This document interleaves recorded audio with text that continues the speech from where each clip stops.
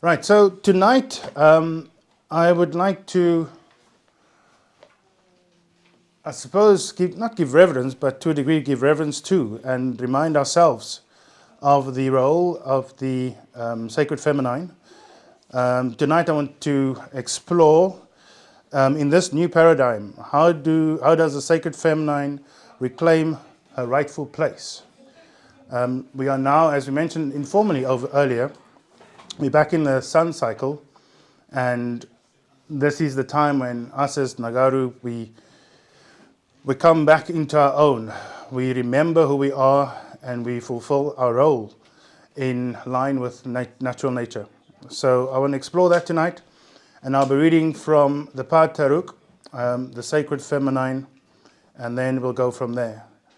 So periodically, I want to ask ourselves the question, how do we, as brothers and sisters, as Zamal and Zamal Tats, facilitate our sacred feminine to take a rightful place?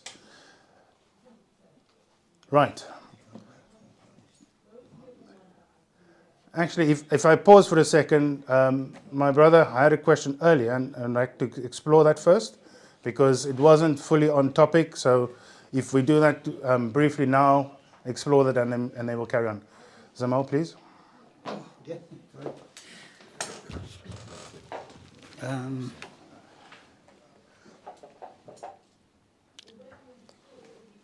How do we know to approach somebody who is ready? How do we know a person is ready to understand this teaching, whether he's a 3 or a 6 or a 9 level being? Right. Right. Okay. So if I understand correctly, you want to know when engaging with a person, whether it's a 3, 6, or 9 ether being, Yeah. how will you know when they're ready? But the question is, ready for what? Ready to listen to the teaching, ready to be able to receive the teaching. Right. Okay. In that context, firstly, we need to understand it's not for us to make a judgment. It's not us to make to take a position. You are ready. You are not. It's not our words, for that matter. We are encouraged to relay it back to the teachings of the master teacher. He's been writing thousands of books about every aspect of our life, and at that very point in time, you may not know what is appropriate for this person. So as such, like with anything, like our brothers propagated today, and they meet strangers, really. And it's about starting that conversation, because in that conversation, the truth will be revealed. You will, as far as you can, quote what the master teacher has written, and the master teacher's words will resonate or not with that person, to the point you'll have an understanding, and then take it to the next level. And then based on that, you can obviously go to a particular level or not. Would brothers again like to add to that? No, it's fine. Okay. Yeah, you just share the information and direct them to the books, and then they will make their decision for themselves.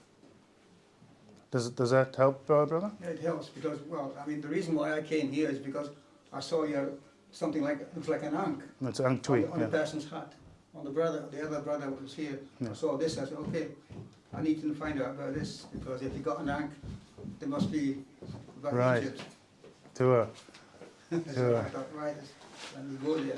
Oh, that's fantastic. So again, it wasn't something that the person said verbally. It was a symbol, and to the point now that you wear it, you identify the next person. I've worn it for years. Right. And that's exactly that communication, because in the normal world, we know communication is 70% non-verbal, 30% verbal. So, that exchange was made, giving you the opportunity to explore. If I may just say one quick thing. So you also hear the phrase that a picture tells 1,000 words. So when people see the ankh, they know that this is not the same ankh like most people are familiar with. Mm-hmm. So this is actually called a ankh tui, which is 2 ankhs in one, or the anak tui, which we say people can say it's a double lunk, but the point is that the master teacher is always giving us symbols that in our culture, when people see them, they will gravitate to it, and then you can start a conversation that way. This is why it's very important for us to wear our symbols and our cultural attire, because then people will be like, oh, I've never seen that before, what's that? And then you strike a conversation, and then that can lead to them coming to class, etc., or reading a scroll. Go ahead, Thank you, Zamal. Right, so tonight we're going to read from the Patriarch, the Sacred Feminine. Likum. Oh, blessed is the true Nuapian male for his female. Verse 2. Oh, blessed is the true Nuapu Say, Nuapian man, for his Sayatat, woman. 3. Oh, blessed is the true Nuapian Hamat, husband, for his Hamatat, wife. Oh, blessed is the true Nuapian Sawa, son, for his Muldatat, mother.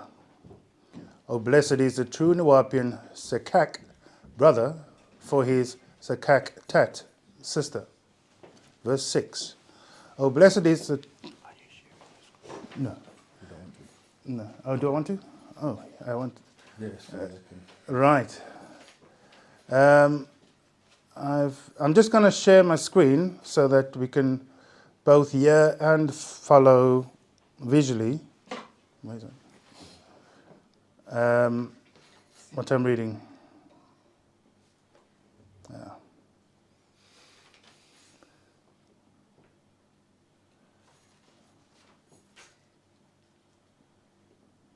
Oh.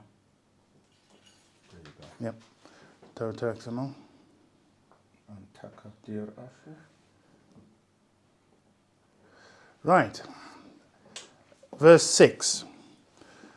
Oh, blessed is the true Nuapian Muldad, for his Muldad Tat, mother. Oh, blessed is the true Nuapian Naisut, for his Naisut Tat. Verse 8. Oh, blessed is the true Nuapian masculine, for his true Nuapian feminine. Verse 9. The sacred feminine holds us for all, the sacred feminine holds us all for 9 cycles of 3 cycles in a holy temple, Raham, womb, the sacred garden of triple darkness. Verse 10. She has blessed you with all with birth, breath, and life.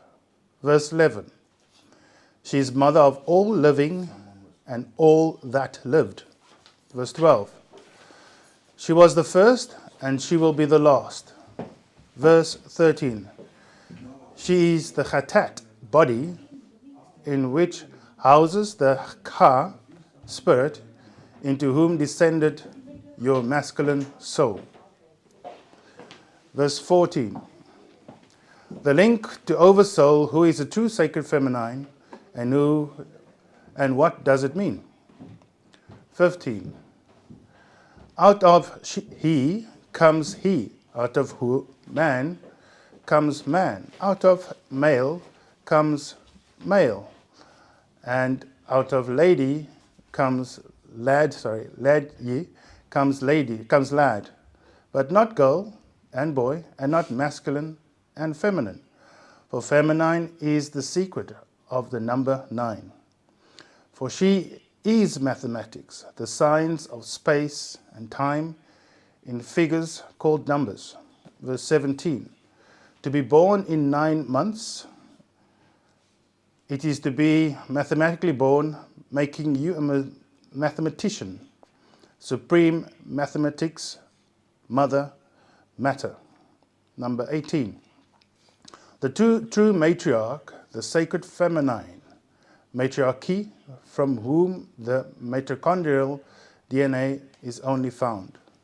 So I'm going to pause here for a sec and just wanting us to remember that everything that is living and that has lived comes from the sacred feminine. And the beauty of this Patriarch, what stood out to me, is how it gives honor into the beingness that the feminine brings forth. So in that context, I want to explore some other Patriarchs or other scrolls that also dives a bit deeper into this aspect, and in particular the mathematics of it. So in this regard, I'm going to read from the Master Secrets, the Designer Genes, scroll number 22, and I'll be reading from verse 1 to 9.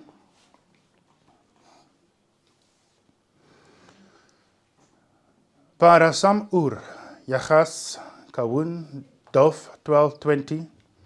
The designer gene is Daf 1220. Verse 2. Daf 1220 is the mystery of primate brain expansion. Verse 3. The Muzayat, Muthatal'u, extraterrestrials, use it to make a kind of man in their own Sabach image and like them, yet who would never mentally grow older than Pa'akal, the mind, of a 13-year-old. Verse 4, the smartest of the Kuradu simians only have Pa'akal, the mind, of a 3 to 6-year-old. Verse 5, the seminal monkeys have 48 chromosomes. That 48 chromosomes is equal to the planet, project sector 24, or 24 plus 24, which equals 48. So, 24 plus 24 equals 48 chromosomes of the simians grown on this macabre planet who become the ape man, chimpanzee, and others. Verse 7, it was to control Padamach, the brain, to make this new kind of Zazas man, a primitive worker as chimpanzee can and do use tools. Verse 8, once the Muzayat, Muthatal'u extraterrestrials mix their own 47 chromosomes to match the new axis of Migkab, the planet, 23 degrees, you had 23 plus 23 equal 46. Excuse me. What this is talking about is just the clarity of what the extraterrestrials, the overseers had, using those chromosomes, those living beings on Earth at that time, and making that, creating the species. The difference is that there was clarity in when it came to the chimpanzees and the monkeys using the 48, and that was aligned with Mother Nature and planet Earth. We then look further and then saw that other extraterrestrials were also then doing the same, but because of the difference in the number of chromosomes resulted in different being. And in that sense, I want to highlight that when we consider where we are, the brother asked earlier about the 9 ether, 6 ether, 3 ether beings. It highlights that the difference of where we are. In my very first lectures, I think it was Dimension Links, it gave a more clearer picture of who we are and what we're capable of. And I've taken that text out, again, just to highlight the beauty and the accuracy in terms of the supreme mathematics that the overseers applied. Do we have any questions on that section at this point? Zamal, please take the mic and... Zamal, is that fair to me? Brother. Yes, yeah. Brother. Okay, we'll go for that. Yeah. Was a very simple question. Who made the overseers and the somebody who you refer to as E.T.? The extraterrestrials? Yeah. Is that like the movie E.T. or something? Yeah, I think the movie was just a depiction of what we now know as extraterrestrials, and my suspicion is the movie aimed to highlight that they do exist. I think today there are plenty of video online where we can see people have had experiences with these extraterrestrials, and then also craft that have fallen and broke down, those craft being reverse engineered for technology being used today. So that, I think that is what the movie was trying to highlight. Yeah. In terms of your question, can you remind me again, please? Who made, or how were they made, the overseers and those entities which you call ETs, or Right. who made them or who created them? I don't know if that's a wrong word to use. Well, I suppose created, because the word create pertains to the context of, I'll use this context. When you bake a cake, you use different ingredients to make the cake, right? So if we also remember that the context of, I think it's the second law of thermodynamics, highlighting that nothing can be created nor destroyed. So something needs to exist in order for something else to be made.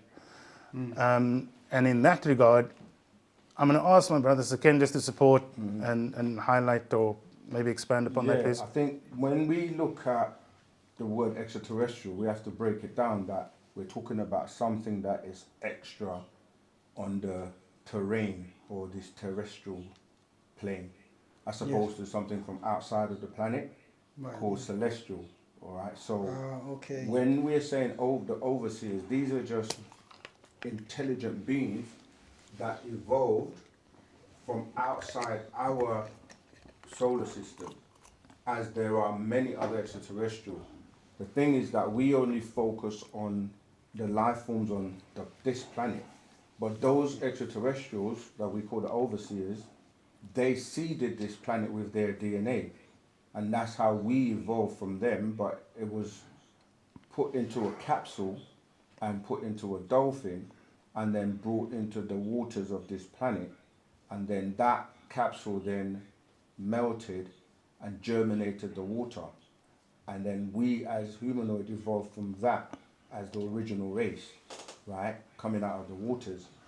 Became known as the Pataites, and in ancient Egypt, because when you start to try and find out who's first on the planet, you have to go backwards to who was here first. And often people will end up in ancient Sumer or ancient Egypt as being the oldest.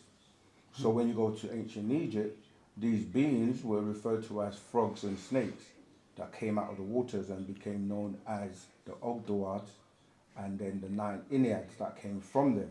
You see, so when you're saying where did we evolve from, there were beings in the waters that weren't our life form, as in the humanoid. Yeah. So, but the original people that then in Egypt everybody talks about, the Egyptians have a creation story which predates everybody else's creation story. Yeah. So when you're saying Adam, this is relating scientifically to atom, because the atom would be first, and Adam would be first in the religious books because they took that story from Atum, which is one of our ancestors, you see. So many extraterrestrials' beginnings start off in their star systems. It's not necessarily that everything is just earth-based. So when the master teacher starts to give us the stories of what we call creation, because as my brother said, you have existence, in fact you have pre-existence, then you have existence, and then things are created out of existence because existence already exists. So when the religious world pick it up to start off the creation stories, they always say God created or Allah created. There's always going to be someone there existing before creation comes about. But then they give you the fictitious story of him. Well, the fact that it's a him is a problem, because the woman, as we're reading, sacred feminine, comes first. So they start off wrong because they don't know what happened prior to that. So religious people only go back 6,000 years, but we don't even have a birth date. We go back millions and millions and millions of years. Yeah, so just tying in like the different extraterrestrials and their time zones, some people don't go outside of our planet, let alone our solar system, let alone the galaxy or our universe and other universes, to the multiverses and omniverse. So yeah, depending on which beings you're talking about, their beginning is going to be different. So the master teachers put out a scroll called The Beginning. And when you read that, it gives you the different accounts from different cultures of what they call the beginning, but none of them predate our beginning story. So we have to give you that, and then we tie it back to the Natharu, who built the pyramids and aligned the 3 pyramids of Giza to the belt of Orion and the Sirius Star constellation, because that's where they come from, or they originated from. So it takes us into their time zones, and now we're learning about, you know, how we relate to them as their offspring. And then the on the planet, people that study these things, like anthropologists, they now go back and say the first people were the Homo naledi, the Homo habilis. Then all the Asian stock who came out of that, which people refer to as the Dravidians, the Koreans, the Chinese, they are referred to as the Denisovan, or the Homo flamicis. And then from them you get the Caucasian, who they refer to as the Neanderthal, and also the Cro-Magnon. But there was also the Basque, who were used to wipe out the Cro-Magnon because they'd like, what happened to them? So yeah, depending on where you want to start as the beginning and which culture you're coming from, you're going to have, you know, different stories. Am I correct in understanding that the Natharu built the pyramids? Does Natharu refer to the Africans? Yes. Oh, okay. Yes. Thank goodness for So the word Natharu is being not being mistranslated, but those who were trying to pronounce it from the hieroglyphics termed it Natiru, which then became nature.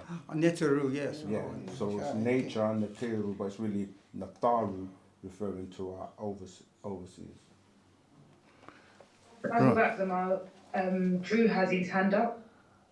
All right, thank you, Drew. After Drew, we'll take a question from the Zamal in the studio.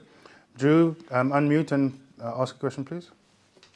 Oh, thank you everyone, and thank you for the hosts. My name is Drew. I'm zooming in from Nairobi, Kenya, and I'm a teacher on technology. Sorry. We know the black man built the pyramids, and even has done intergalactic travel. But what I'm wondering, the white man has a lot of technology in terms of, I even heard in Venezuela they were using supersonic weapons when they kidnapped the president, and even with the internet and the mobile phones and everything, they have a lot of technology and weapons. So I was wondering, did the black man have as much technology then, and what happened? Where did we lose our technology? And with the end of the reign of the white man, will we be the heads in terms of technology again? So I just want your views on technology. Thank you. Okay, good question, Zamal. I think where we currently stand, or in the last, let's call it 1,000 years of the previous 6,000 years, there are reported incidents where craft from outer space crash landed on this planet, and there are reports that they have been reverse engineered.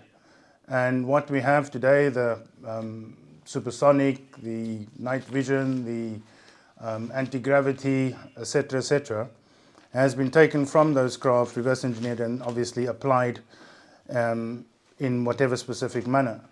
I think what's interesting is you also highlighted how the Caucasoid Adamites obviously got rid of a lot of people. And in that context, one has to remember that the nature of the different species comes into play in that context, because as much as we are the superior race in terms of the number of, is it chromosomes, the 9 ether? The number of chromosomes, the more depicts the more intelligent the species is. but our nature is different. You know, from the stories, the first man roaming Africa, they were in tune with nature, you know, and people would come to them in a peaceful manner, and those Caucasoids would then exploit that. With regards to your question of what may happen in the future, I think we're starting to remember, and through these channels, we're exchanging information. We've seen time and time again how, you know, our Negroid family create these amazing things. I mean, you mentioned cell phones. That was a black lady that created that technology. So I think we have, and my brother Zaken can support me with more direct quotes to which scrolls where you can find information. But we are taking back our original place. And with that comes the aspect of what the topic tonight is, the sacred feminine. Because when we have those things in place, like, and I'll compare it to a beehive, you've got the queen bee, you've got the workers, but everybody working together, everybody coming together as one, makes that difference, makes the environment, nature work, because it's through the cross-pollination and all of those aspects that work together, and therefore you have success in nature. And as Panua Bianun has also asked us or implored upon us to come together in love and unity, in Ashuk, as we call it in our language. And that's going to make the difference. That will take us to that next level, which you're referring to.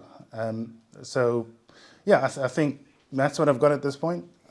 Yeah, I mean, just to add to that, building on what my brother said, you kind of have it back to front, because the technologies that were used to build the pyramids that people are still trying to decipher today is our ancestors' technology. When you look at DNA and look at, you know, the technologies that we have, they're far superior. And even when you look in the West, most of the technologies, they need the resources from Africa, like the cobalt for the mobile phones, etc.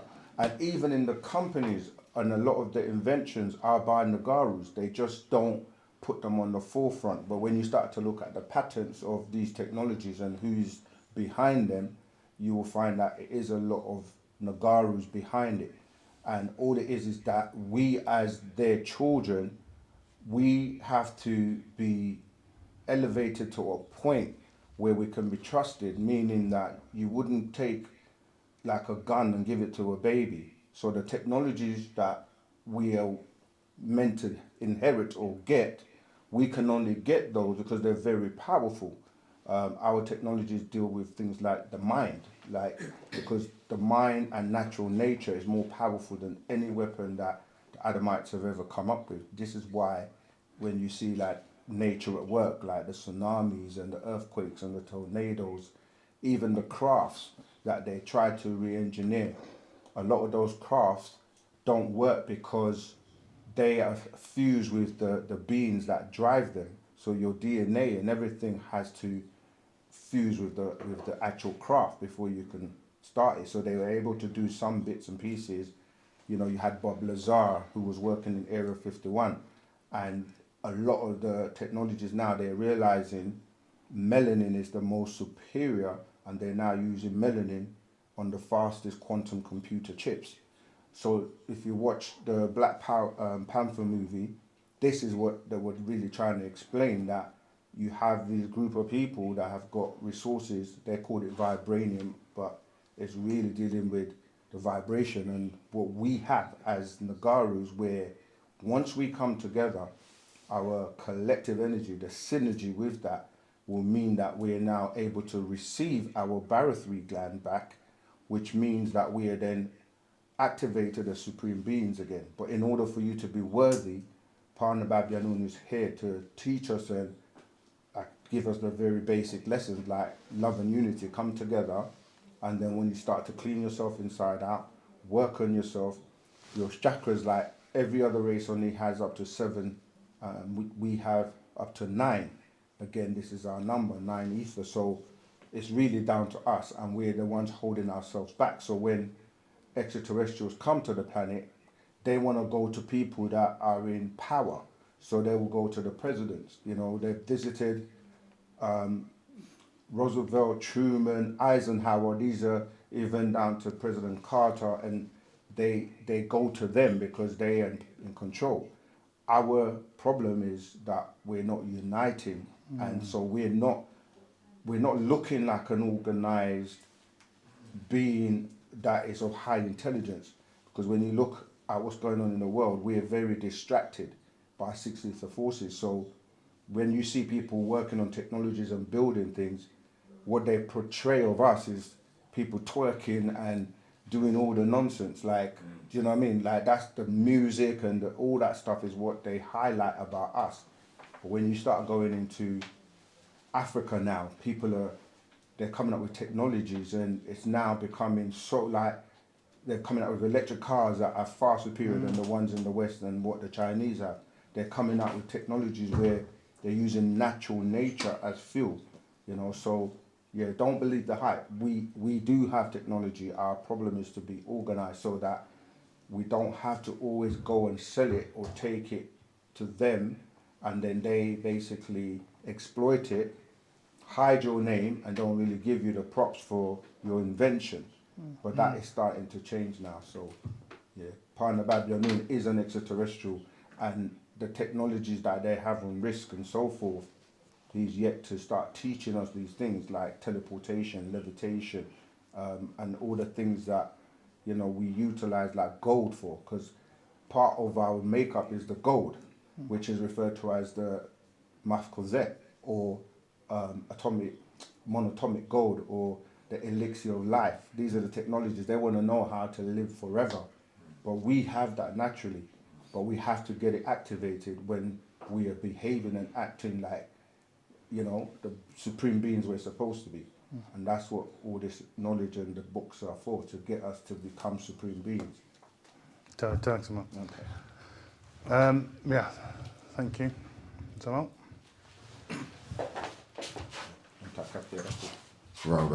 Rahul. no, but So just going back to what you were reading, when it comes to the simians,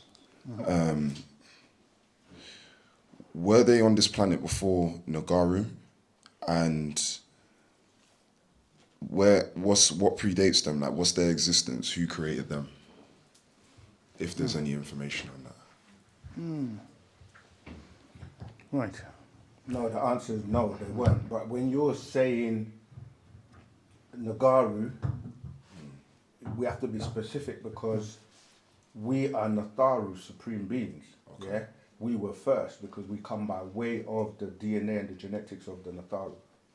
Yeah, so we were first. Even wherever you want to look at it, whether it's in space, on another planet, on Earth, our DNA is first. So everyone and everything else comes from us. Yeah, but when you're talking about extraterrestrial coming here and making man or creating man, they're taking the DNA of the original beings, which would be us as the Pataites, and then they're mixing it with, like you say, with the simians and with the baboon and all of that to create what the Anunnaki were doing. See, this is what a lot of Negroid, they think they're Anunnaki. Yeah. Some may be, but that gravitation would be a Negroid, but it's taking the DNA of the Pataites and adding their DNA to create what they call a Lulu or Milu, which is a primitive worker. But because it's being done through genetics, they have to make sure that that being that they're creating is going to be able to do what they want it to do. So can they hold tools to mine and do the work? So then they will mix, you know, like we said, the baboon and all of that to try and produce a being that is able to do the work. And they had many iterations until they get the right one. And then you have other beings that were coming here also and having fun, because different extraterrestrials came here for different reasons. Some came just to hunt. Some came here for recreation. Some came to sleep with the females. It tells you that in Genesis 6:4, right? So what ended up happening, the extraterrestrials started to have competitions of who can create the like kind of like the best being. So they were doing this, and some were coming out with 6 hands, different legs, and all kind of deformities. And a lot of the Hindu beings that you see with like they show them with 6 hands and all of that. That's because of these deformities that came by these extraterrestrials creating hybrids and coming up with, and they would actually have a show where everybody presented their creation and to see like which one was the best. Obviously this is where, yeah, there's so many different beings on the planet, but the simians did not come before us. Yeah. Tua. Taka, beautiful. Right, is there anybody? Yeah. Hello, Baptama. There's some questions in the chat. Your topic is going. Go on. No, it's part of it, Okay. because we're just obviously delving in a bit deeper. Coco Mafax is asking, I would like to know, when you have 2 people you love, which you consider polygamy, does that interfere with one of your lovers? Right, so my understanding is you've got a polygamous relationship and you're just checking if the one person is negatively affected. I understand that correctly? He actually says interfere with you having a spiritual unity with one of your lovers. Right. Right. Okay, so this is a male speaking, right? We just need to be clear. So it's a male with 2 female mates or wives. Is that correct? It doesn't state. Right, because the dynamics will change if we're talking about. Well, I mean that's the only thing that I can think logically makes sense. Well, yes, it does. This is why it's not. We'll have to know the details of your situation, because is this according to Wu Sabat or is this just something that people out there just decided to do? Because the way it's done in Wu Sabat is the first wife would have to play a major part in choosing the second mate, so that this is where those conflicts, like she will know the nature of that female, whether or not they're going to bond and become one, or it's going to be a thing where their energies and spirits are different and they're clashing, and then it causes, problems when people try to have a polygamy relationship. People say polygamy, but it's the other way around. So there are strict rules if it's under Wu Sabat. So you would really not be choosing someone that's going to come and disrupt the unit. So it's a very, very serious thing. So we don't really know the details of that personal situation, and we can't really comment unless we know. Like, obviously, in Wu Sabat we have the Lotus of Life, or the Sacred Feminine Scroll. I think you're referring to it, and we have like the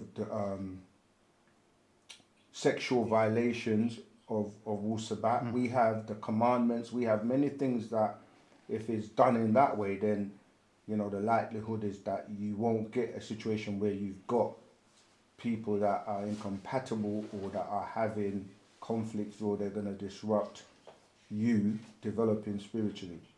That's why it's such an important thing if you're going to go down that road. No, I'm good, thank you. Okay. Coco or Choco, sorry. I hope that answers your question. Moving on to the next question, Anassa Washington.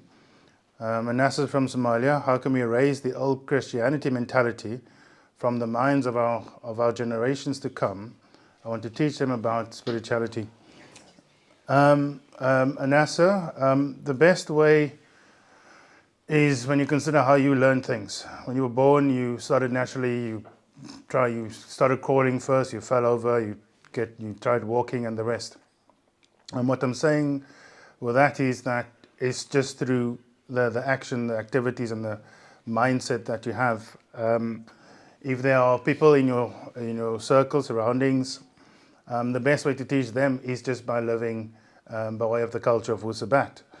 And that includes eating properly, exercising, reading the scrolls, and using natural nature as your guide if you're uncertain, interacting with your ancestors for guidance, and that would start you off in the right way. The other aspect that you can also consider is if they're open to it, then invite them to a session like tonight. You in Somalia, so you can have your laptop open, your friend could come, and you can watch us together.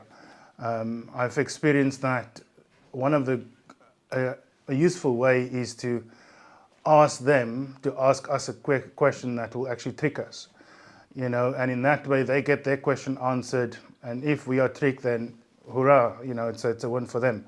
But the master teacher has written about every aspect under the sun, and it's highly unlikely that we'll be caught out. But there's nothing to be caught out because we operate by way of natural nature. Yeah, I don't know if you want to add. Just a little quick point that it's important that we are not judgmental in the sense that we walked from being ourselves in Christianity in different religions. So we can't then now look at people that are at that stage and not have the same shock and patience and care. And we do that by way of our example of being in Wu Sabat, because most of the time people don't really listen to what you say, they watch what you do and your actions. So if you are somebody that is resonating and exuding Wu Sabat, they're gonna be more likely to gravitate towards you to find out, well, what's changing you?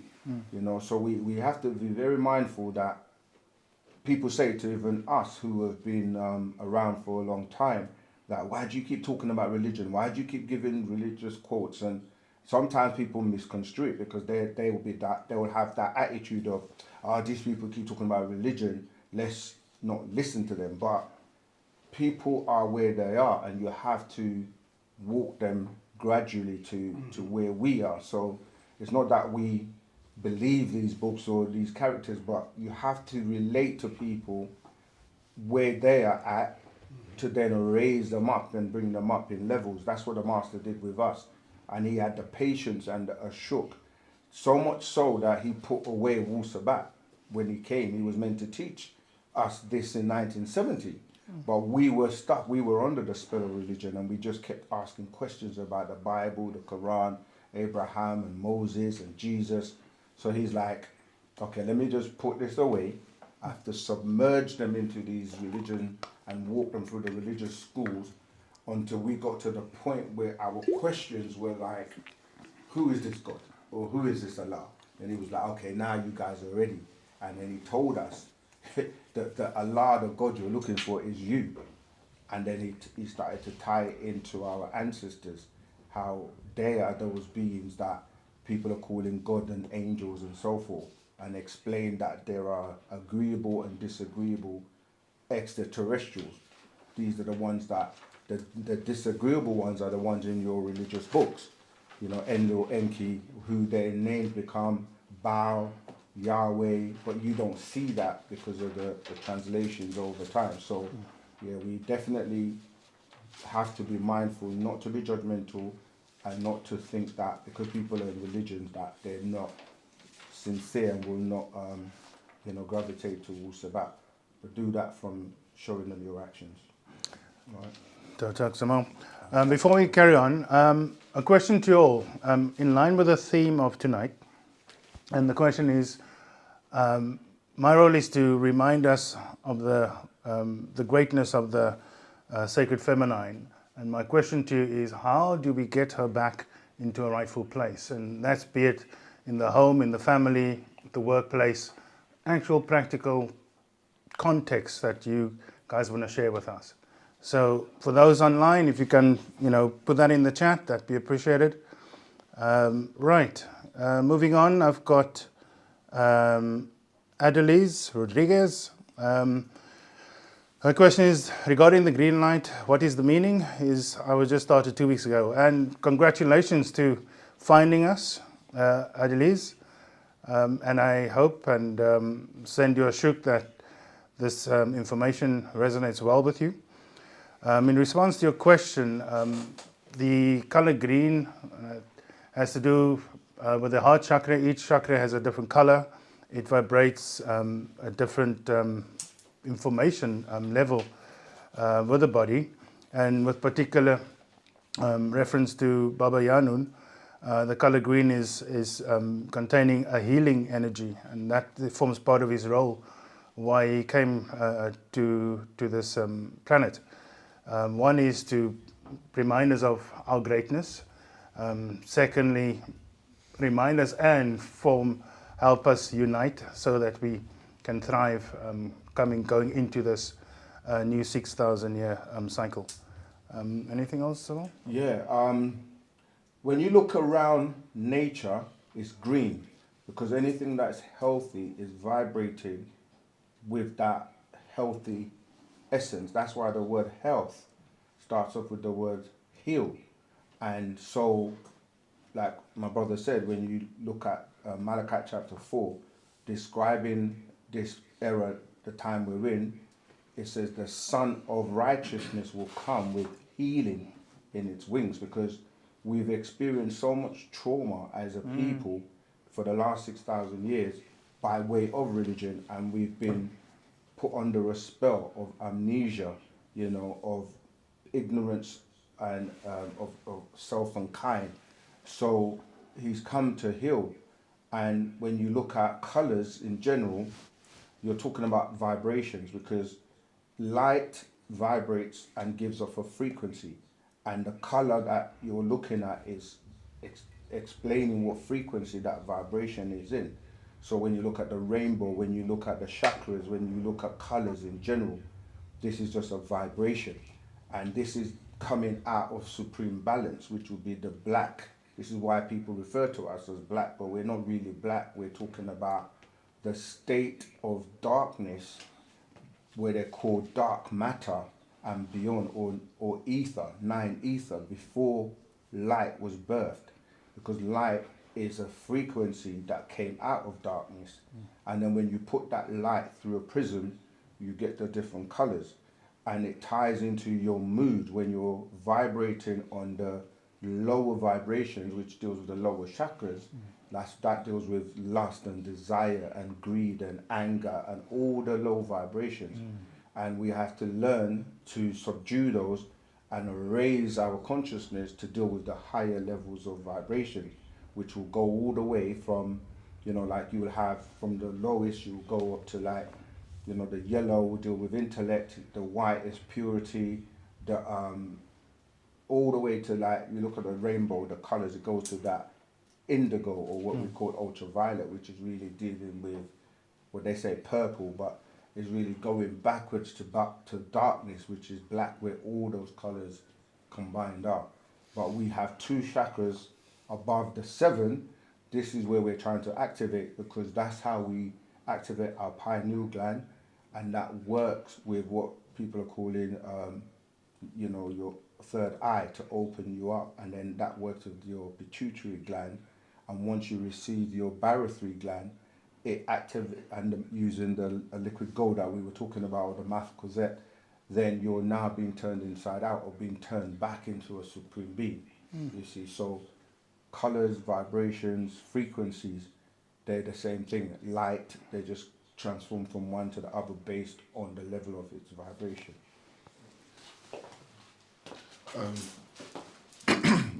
So, Muswalu brothers. It's Rahmat. Hussein Rahabat. Robert, Just a quick update that the master added. I just checked an update. The green is also a glitch Glitch in the matrix. in the matrix, which is what he explained in the update is a way for us to come out of this realm. So that's just another, you know, addition to the build.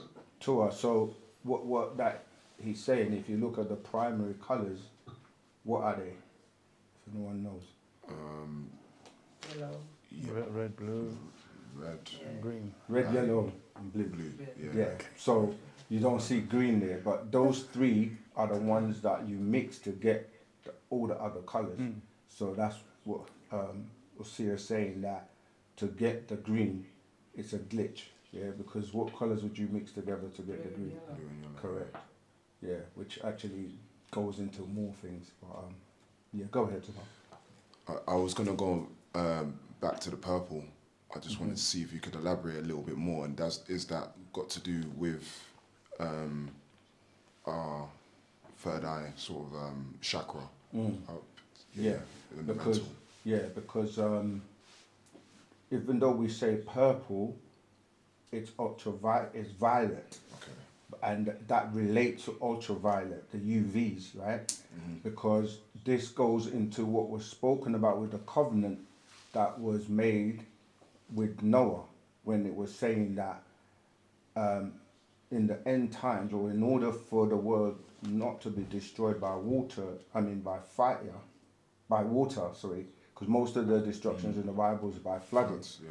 right? It was said that it will only be done by way of the sun or by heat. So the ultraviolet is what is saving us from the ultraviolet rays that will harm us when they come through the ozone layer. You see, so that's like the protection, which obviously helps us with our melanin. But these disagreeable beings, they've been trying to kind of destroy the planet with like aerosols. You know, when you have like air fresheners and stuff. Oh yeah, thank you. These are the things that are making the ozone layer become bigger and bigger, because this is what happened on risks. And when it gets too big and these rays come through, basically it will damage and destroy everyone. And that's what they had to evacuate and try and find gold to build a shield so that the rays would be deflected from the sun. So that's the last level of defense, if you want to call it that, the ultraviolet, which people are calling purple. Yeah, so it's very, very important that we make sure that they don't do that, because that's what, once the rays, those ultraviolet rays come through, it will damage pretty much everyone on the planet, you see. So they're trying to do that, but at the same time, we have got to elevate, and in doing that, they're also trying to leave the planet by going to other places, and you know, they're trying to go and start living on Mars, and they're going to Europa and to the Goldilocks and certain things. So they basically want to leave but damage the planet Earth. Now, if we don't get our act together and come together and free the master teacher and get the Natharu or our ancestors to then intervene, then if the planet does get to that point, this is where the crafts are coming to pick those who can make it out of it. Or you have to develop yourself to the point where you can turn yourself inside out into a light being, an Ethereum, and leave. Because light travels at the speed of light. It's the only way you'll be able to get that type of distance away from it. But that's literally if it gets to that point where these Adamites launch atomic weapons. You know, you hear the talk every day about wars with, you know, like Russia and America, and it's escalating. So these are the things that we don't really have time to be, you know, still acting like there aren't serious things going on the planet that could literally mean the annihilation of not just us, but everyone on the planet. Zamata? I can't remember what Sorry, scrolls. could you use the mic, please? I can't remember what scrolls they're in, but the master teacher also spoke about certain cabins and places where we could be secure and safe, but he would have to be the one to show that to us. So is that still the same case now? Yeah, because even now, when you hear them talk about if there was to be a third world war, it will be a war where there will be no coming back from it, because you know it's going to be such, when you're dealing with atomic weapons. So people like that, they talk about building bunkers.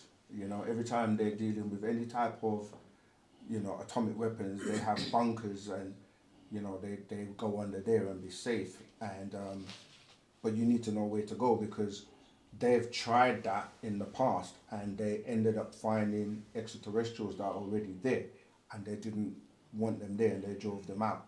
This is what the master referred to as alternatives 1, 2 and 3. Yeah, so 1 was annihilation of beings on the planet, especially us, but they couldn't do it because they say that we multiply too fast and because we have a high fertility rate, so they couldn't do that. So they tried to go to the caverns and go under and poison the planet on the surface. They couldn't do that because the dwellers didn't want them there. And number 3 is to get out of there, launching, rockets and trying to go, and you hear they talk about Elon Musk is trying to colonize Mars and so forth, and he's building robots galore.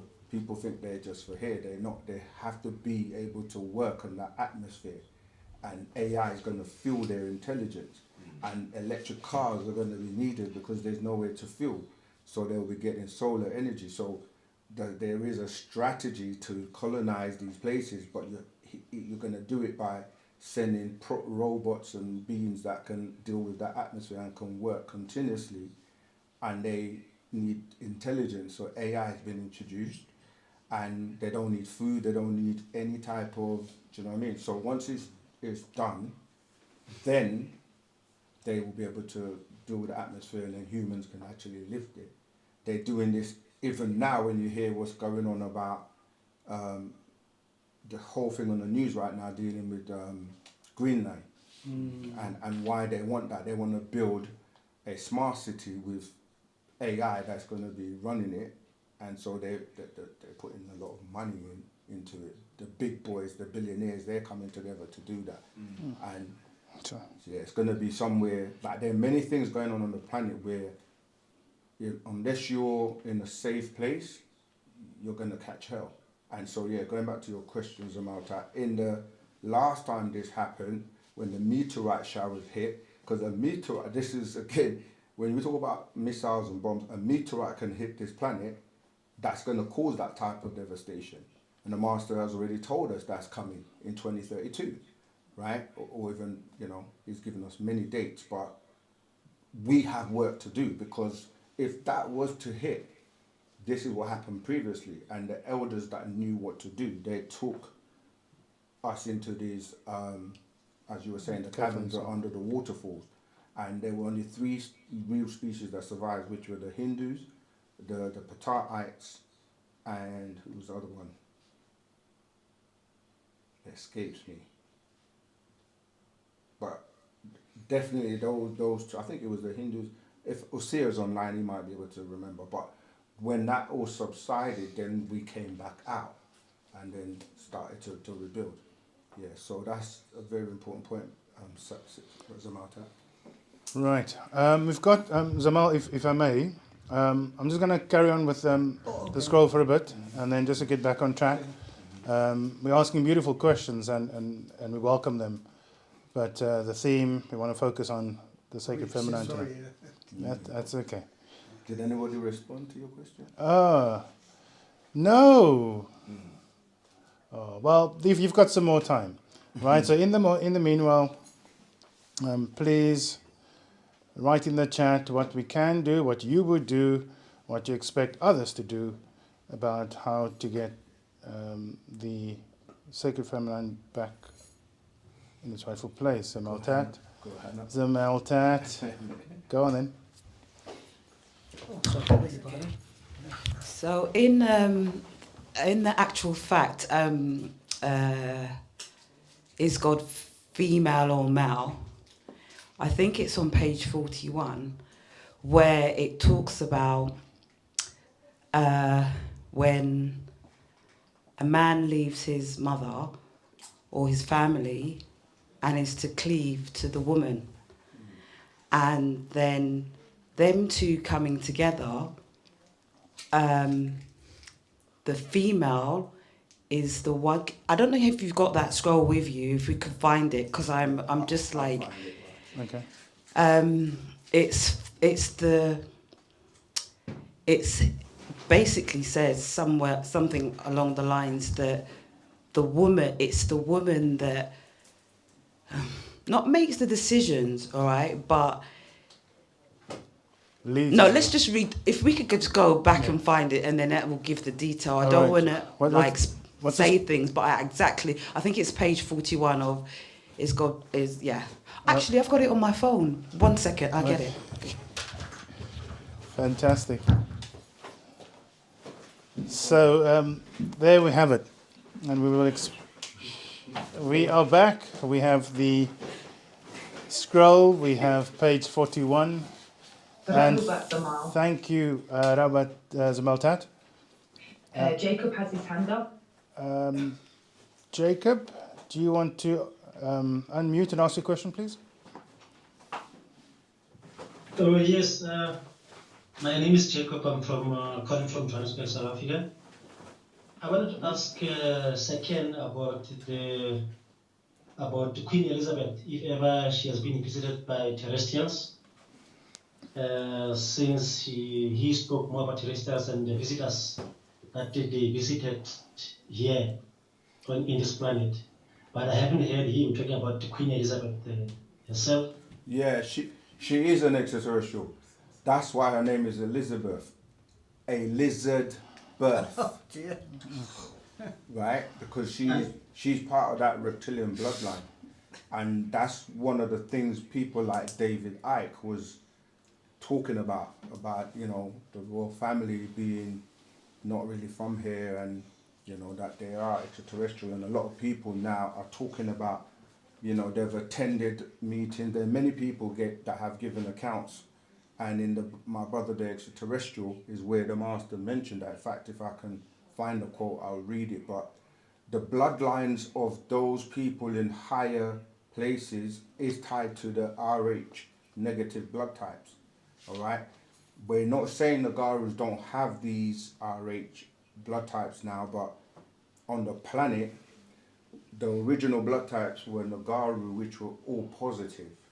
Now you have A, O, AB, and then you have the RH factor. So the bloodline. This is why all the presidents are actually related. Most of the royal families are related.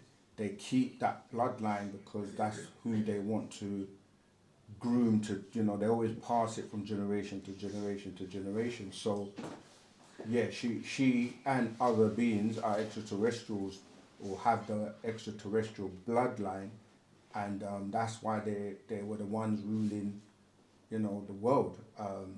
But the time has come where those overseers that they were actually custodians to the planet, and those overseers have left them now because their time was up from the year 2000 AD.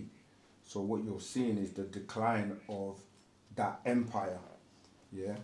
And when you look at the word empire and the V empire, the vampires, or the whole thing about the slave trade and the fact that they didn't, basically their blood didn't clot, they didn't have the hemoglobin in their blood, and they didn't have salt. So when they were cut, they would bleed to death. This is why you had the War of the Roses, right? Where you're dealing with the Lancasters and the Yorks. And this also ties into, as I said, like the reason for the slavery was to get the blood.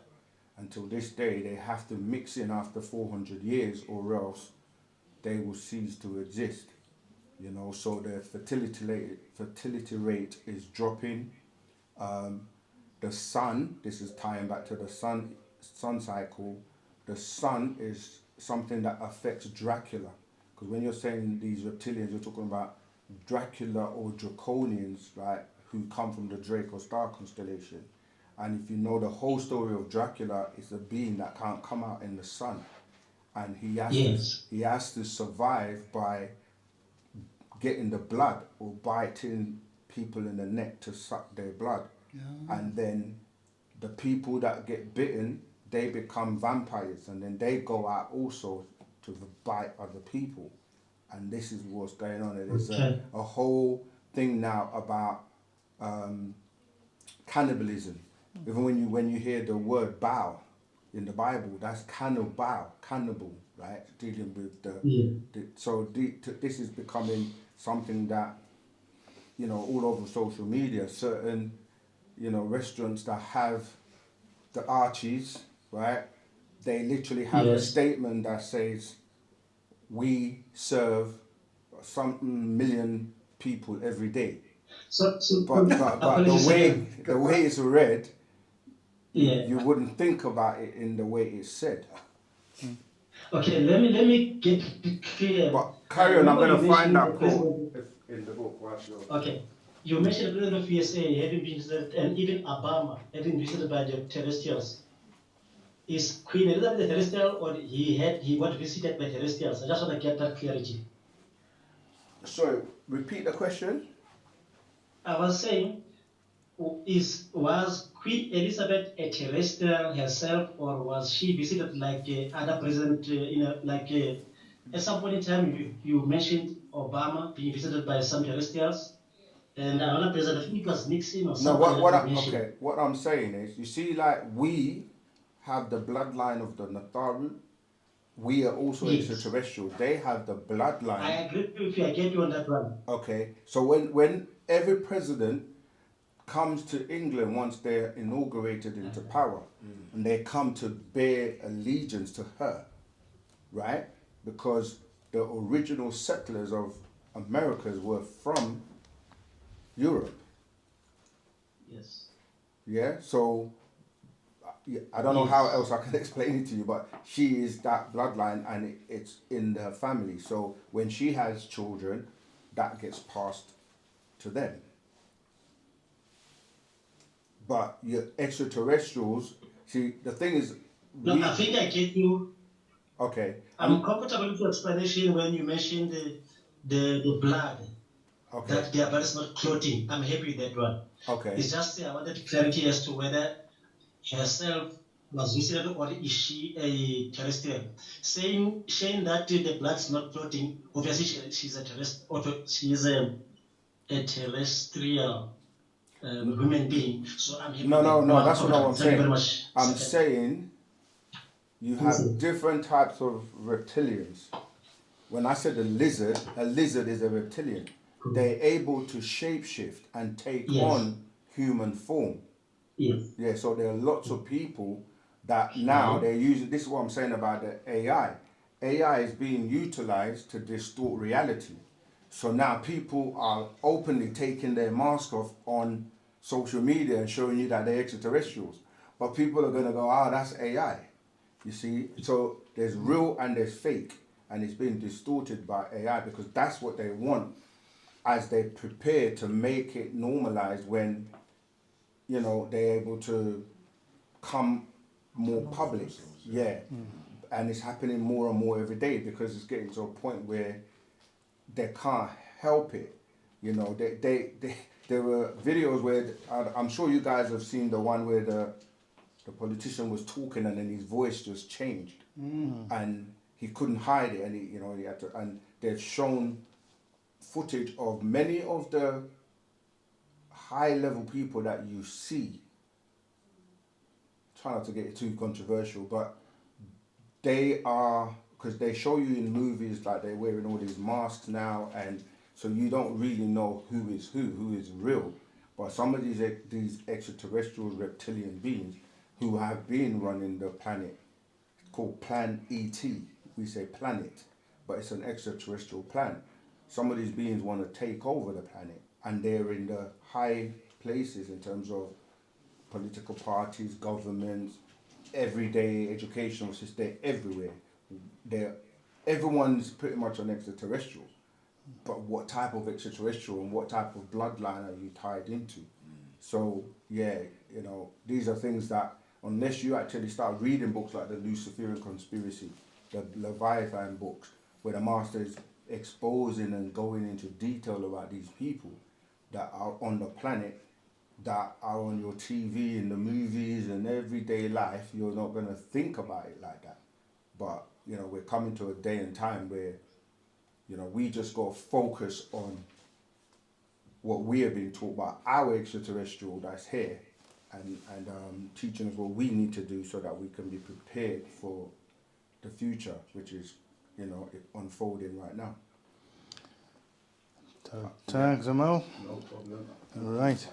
Right, so I just want to bring us back on topic. Zamal Tat, did you find what you were looking for? And that's fantastic because we are wanting to know how we can get the sacred female, feminine back into rightful place.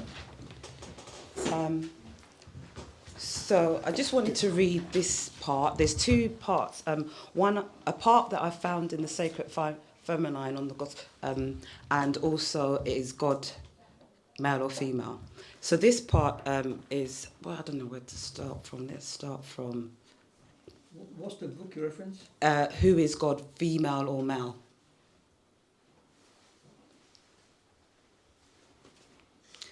I'll start from 72, and that's page 13. The female knows she exists and brings all others into existence. She is the sight of all, the sight of the triple darkness in her raham womb. 74. When you try to overpower the woman or your woman, consort, wife, male, and force her to submission, the God in her dies. Once she loves a man more than her own self, the God in her dies. And then just jump into 76. When she... Well, I'll just read it. When she desires sex or physical pleasures, the God in her dies.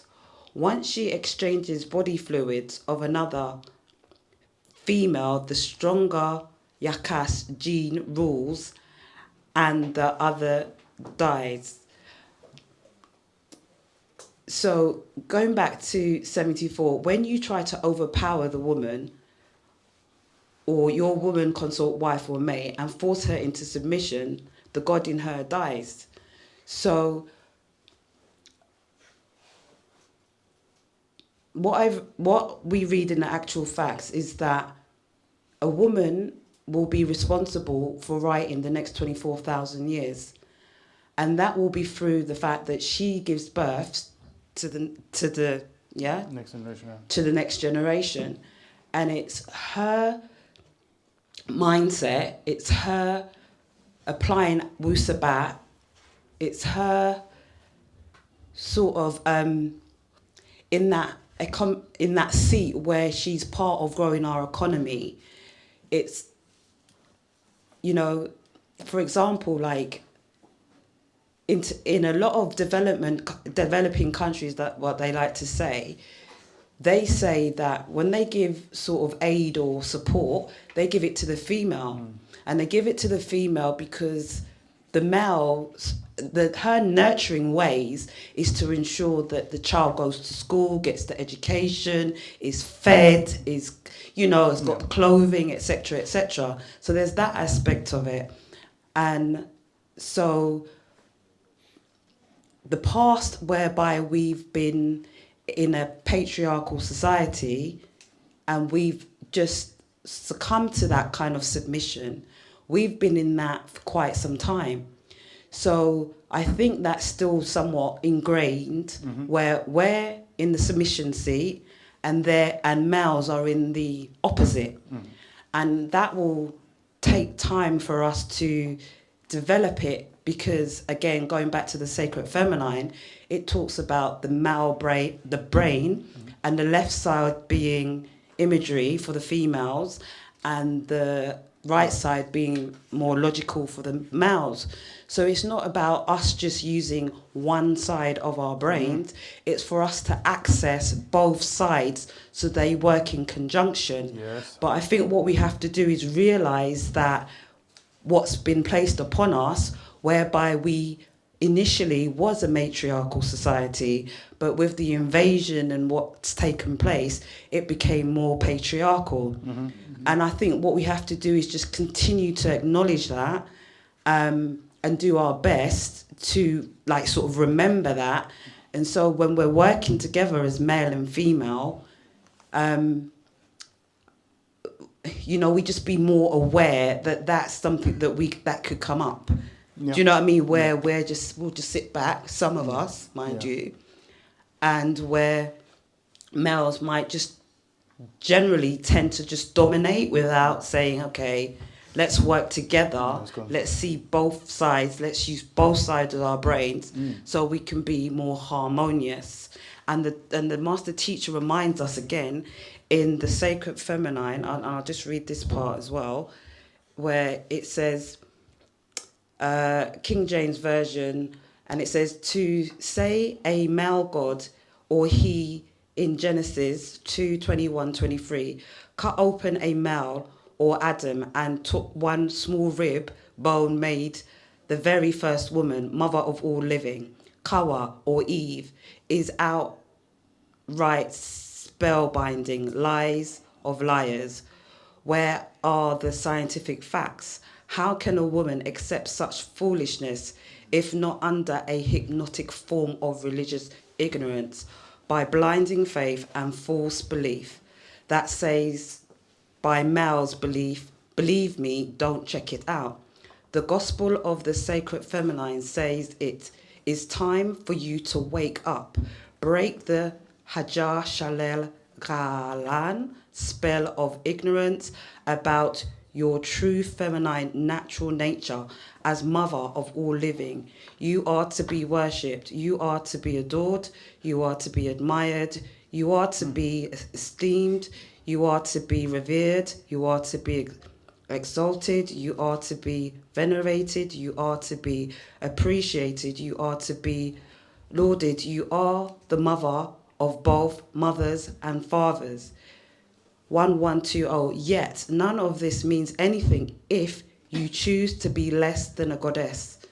None of it means a thing if you lose your divine inner being to your physical outer body, if you offer your divinity to the world for worldly things.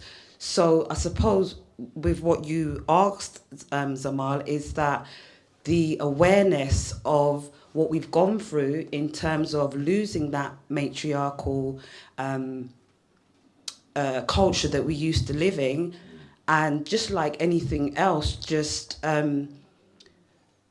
try to use both sides of our brain, because one can be more sort of feminine and one can be masculine, and we just work to use the both rather than lean into one side or the other. You've hit the nail on the head, which is that scroll is for what? The lotus of the lotus of life, the divine feminine, and is God male, who's God male or female. The point is that the females have to become those goddesses that the master teacher is teaching us by way of Wu Sabat. Therefore, they will regain their rightful place. So not every female, as you said, at the moment is recognizing their divinity, and that's where Wu Sabat is supposed to bring that out of them, to behave and to act like a divine feminine, and then they would then teach the other females out there in the world who are not aware that they're being exploited and being used and being subdued and being suppressed and all of that. So, yeah, so that's where Wu Sabat is here. 100%. Yeah, fantastic. I did find that bit. I just need to read it quickly. Yeah, this is from my brother, the extraterrestrial. I'm gonna just read from page 54, where the question is asked, "What do you mean?" And that the master was explaining prior to that about what's going on the planet. And he says, well, from the year 2000 AD, which is the end of their 6,000 year rule by 6 mind, it's now 9 minds time. You will see the shift into Earth, and even the oil from Asia to Africa, and you will watch them start many wars in order to offer up flesh persons to Pakamau, the Pleiadians, their deities, yet each war is weakening them the world over. And then our Salafu ancestors, who are in control of the weather and nature, will do this part of the planet what their Euro-Americans and war weapons are doing to others, killing for gods who deserted them. This part of the planet is North America, New Babylon, while Shaitan plus the devil. Washington is Mount Zion or Zuen, also Sion. In the book of Leviticus, or Lawi Tanan, or Levirons of Antares, Leviathan of the Bible, Quran. The mount is called Sinai, or Sin, where the crafts landed and they met Nana, the anointed cherub. Right, this is Ezekiel 28:13-14. Or the Anunnaki, son of Enlil and Ninlil. Nana, the bright one, and in Arabic it is Al-Nur, the light. In the Bible, his name is Sin, is found on the Hebrew strong number 2403, Hata, Genesis 4:7. Sin, that's the word sin, which is referring to this being, Nana, who seeks a sacrifice, is what it means. That's what sin means. Who seeks a sacrifice?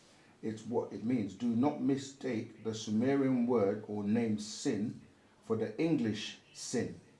Both are about the same being, yet they try to trick you. If you join with Nana, you're a sinner or Sunite. Genesis 10:17, son of Canaan. Yet in Sumeria he is Nana. In the Akkadian tongue he is Adonai, their God, Lord, who asked for offerings, sacrifices, oblations of flesh and blood, and made a deal called a covenant with one Persian Chaldean man named Ibru'um, who became Abram. Genesis 11:26-28. Then Abraham, Genesis chapter 17. This is tying into what I'm running into. And I, Abraham, was 90 years old and 9. The Lord appeared to Abraham and said unto him, I am the Almighty God. Walk before me and be thou perfect, and I will make my covenant between me and thee, and will multiply thee exceedingly. 3. And Abraham fell on his face, and God talked with him, saying, As for me, behold, my covenant is with thee, and thou shalt be a father of many nations. 5. Neither shall thy name any more be called Abram, but thy name shall be Abraham, for a father of many nations have I made thee. Right, now this is going into the queen thing, right? The word being used for this covenant is in Hebrew is berith, found on the Hebrew Strong's number 1285, and it means an alliance, agreement, or a pledge. Berith comes from the root word bara in Hebrew Strong's 01262, meaning to eat, consume, devouring. Now, as I said, this agreement was all about flesh or meat and continues to this day. Then he's got the word Britain, right? Britain, covenant, which is from the word barif, bara, meat, food. The queen, Old English, queen, spelled with C-W-E-N and K-W-E-N, is whore, from Hori, Revelation 17:1-6. Queen's name, Elizabeth, 1533 to 1603 AD, 1926 to 1952. Queen Elizabeth, Hebrew Strong's number 416. El Baith El, a shapeshifter, transfiguration, Matthew 17:1-4. Eli Zabeth, Luke 1:5, Matthew 27:4-6. Moses was transformed in Exodus 7:1. Emmanuel, God with us, Matthew 1:23. Eli Zabeth, a lizard birth, lizard, queen lizard, bloodlines, transform, shapeshifters, transfiguration. Then you have the blue blood and the red blood. This is why you see the political parties, they always wear red or blue, and you see the flags, American, Britain is red and blue, right? So the blue blood will be mixed with Mukasu by their mothers, the right wing. Red blood mixed with Mungaru by their mothers, the left wing. Then they come to be in the Anunnaki, most world leaders, government and religion since 8400 BC. The seed of the serpent is what they're talking about in Genesis 3:1. The seed of the offspring, Genesis 6:1-3. The Celtics, The Celtics are a part of this covenant, being they are from the Britain, British Columbia, British Commonwealth, or British Berith Isles. Here again you see the word Berith, covenant, in the name British. I'll stop there, but it does give you the full breakdown of the Elizabeth. Don't talk some more. But We've got hands. I'm going to ask that you remember those questions in the context of what the Zamaltat highlighted in those different scrolls. A question came to me. Yes, the Zamaltat needs to behave and be like the goddess that she is, and I think what we'll find next in the scroll, what I'm about to read, will just highlight exactly, say it as it is, because it's quite easy to say, be like a god, but then, what is a god? It's almost like telling a child, concentrate, and, you expect him to know, but he doesn't. So let's dive into that. Hold those questions. I acknowledge the hands on Zoom. Again, knowing what you know now, after what the Zamaltat mentioned,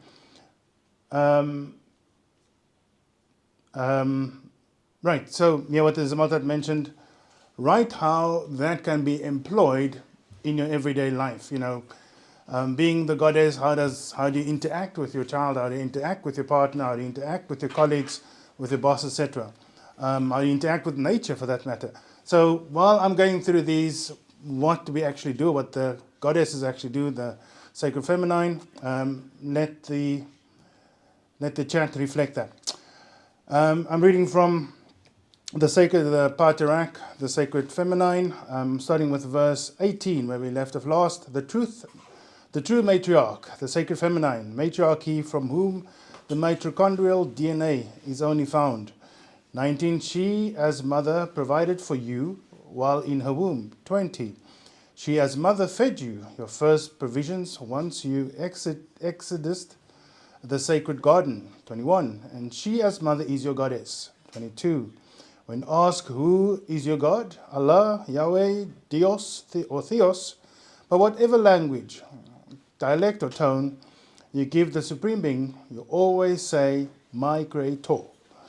Verse 23, and who really is your creator? 24, your mother created you in a garden of delight, provider of your first delight, and she shaped you. 25, and she formed you. 26, and she fashioned you. 27, and she molded you. 28, she created you in her raham, womb, as you are. 29, she used her mitochondrial DNA to give you your masculine nature. 30, she made you man in her image, man. Verse 31, she gave you all your body parts. Verse 32, she gave you all jasad, flesh, and damam.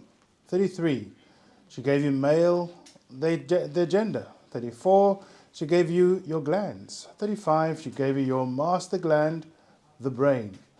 36, she is your creator. 37, religion and religious ignorance can ask you to believe their lies, yet facts are facts. Truth is truth. 38, what is the true answer to the question of who is your God, your creator? 39, it's the sacred feminine. 40, it's a woman. 41, it's the female. 42, now there is more to being born female. 43, there is more to being called woman, lady, wife, daughter, sister, and mother. 44, she must act the part she plays in her life as feminine, as we just mentioned. 44, she must act the part she plays in her life as feminine. For 45, she must act the part she plays in life as the respected woman, lady, young lady, and good girl to uphold the nobility of the sacred feminine. 46, she must be a real she, female in all ways. 47, she must walk like a female, feminine. 48, she must talk like a female, feminine. 49, she must move like a female, feminine. 50, she must act like a female, feminine. 51, she is the ultimate female, feminine. 52, she's grace. 53, she's charm. 54, she's refined. 55, she is favor. 56, she's honor. 57, she is attractive. 58, she is soft. 59, she's gentle. 60, she is never rough. 61, she is never loud or boisterous. 62, she's never impolite. 63, she's never rude. 64, she's always clean inside and out. 65, she always smells fresh and clean. 66, she bathes more than once per day. And I'll hold for there because so we can address some more questions, but I would You're not gonna finish till 70. Yeah. Okay, 67, she keeps her teeth clean and her breath fresh at all times. 68, she's never evil, mean or violent. 69, she keeps her feet well groomed. 70, she keeps her outer garments clean and neat. And that's what I'll hold for now. Zamal, safe travels. Thank you for coming tonight. As usual, it's a pleasure having you tonight. And we look forward to seeing you next week. But the final question is, Please do. how does the husband or men in general help the wife to become the feminine, if that's a reasonable thing to say? It is a reasonable thing to say, and that was the essence of my question. I did pose that question. If you're asking me that question, it's like with any relationship. It is to speak to the goddess in her, is to see the goddessness in her, is to recognize that, is to uplift her, is to, like all these things say, you as a god, as a masculine, you dressing and holding yourself in that space. And when you address your goddess, when you address your queen, as many say, she has no option but to acknowledge that vibration, because it is within the word that we speak that raises that vibration, that makes a difference. So that would be my response. Zamal? That's a great response. Thank you. It's relate. The word relate. Relationship. If you don't relate, then the relationship is not going to be balanced. And it's about, like you were saying, left and right brain coming together and working together. But when there's imbalance, then that's what's going to happen. It's going to be unrelatable because the vibrations and frequencies are going to be different. So it's harmony, love and unity. And by action, not just words. Does it answer your questions, Zamal? Yes, it does. Thank you, sir. You're most welcome. Safe journey. Right. Now we have had questions in the studio. You've got someone. Yeah, Ramesses, I see you. Right, but I think our brother here was before. Yeah, I was gonna give an answer, pretty much what you brothers just said about how us as men having to know the right way to cater to the female, you know, and I feel as if by living the truth of Wusabat, you know, I just recently read the Nwapian Man, so living up to those standards, you know, we'll then be able to know how to cater to our females. That way they can live up to their full potential as feminine, you know. I also got a question. My question was, I saw a video about how I was talking about earlier, how women can lose their divinity. So if a woman loses their divinity, can they get it back, or that's that? Yes, they can get it back. There was a... How? update, the way they get it back, and the 2 points you made are absolutely so critical, because the Nuwapian man, to be a Nuwapian man is not to be roadman or the regular man, because a Nuwapian man has responsibilities, and when you are living and performing and embracing your responsibilities as a Nuwapian man, then it helps the females, because remember, both of us in the West have been traumatized and have been under the spell and have been put in a situation where we don't really know who we are. So both male and female. So when you become an upright Nuwapian man, then you start to attract the energy that the female will look at you like somebody of worth. You know, you dress, you see how we dress. Just our dress alone, when people see you on the street or on the road, because most of us men in the West, we don't dress like we're, you know, responsible. We dress with like baggy trousers and, you know, what do they call it, sagging, and like all that type of energy is the energy that gets stereotyped. So when you're a Nuwapian man living the culture of Wusabat, the first thing is your dress, but it's not just about the clothes and the dressing. It's like you say, do you come to Nuwapian man meetings and so that you can be groomed and then follow on to be taught how to be a man, you see? And then the second part that you're saying, there are rituals that we have to fix us, right? Partner Babyanun has given the sacred feminine or the females these rituals that they do that will help them.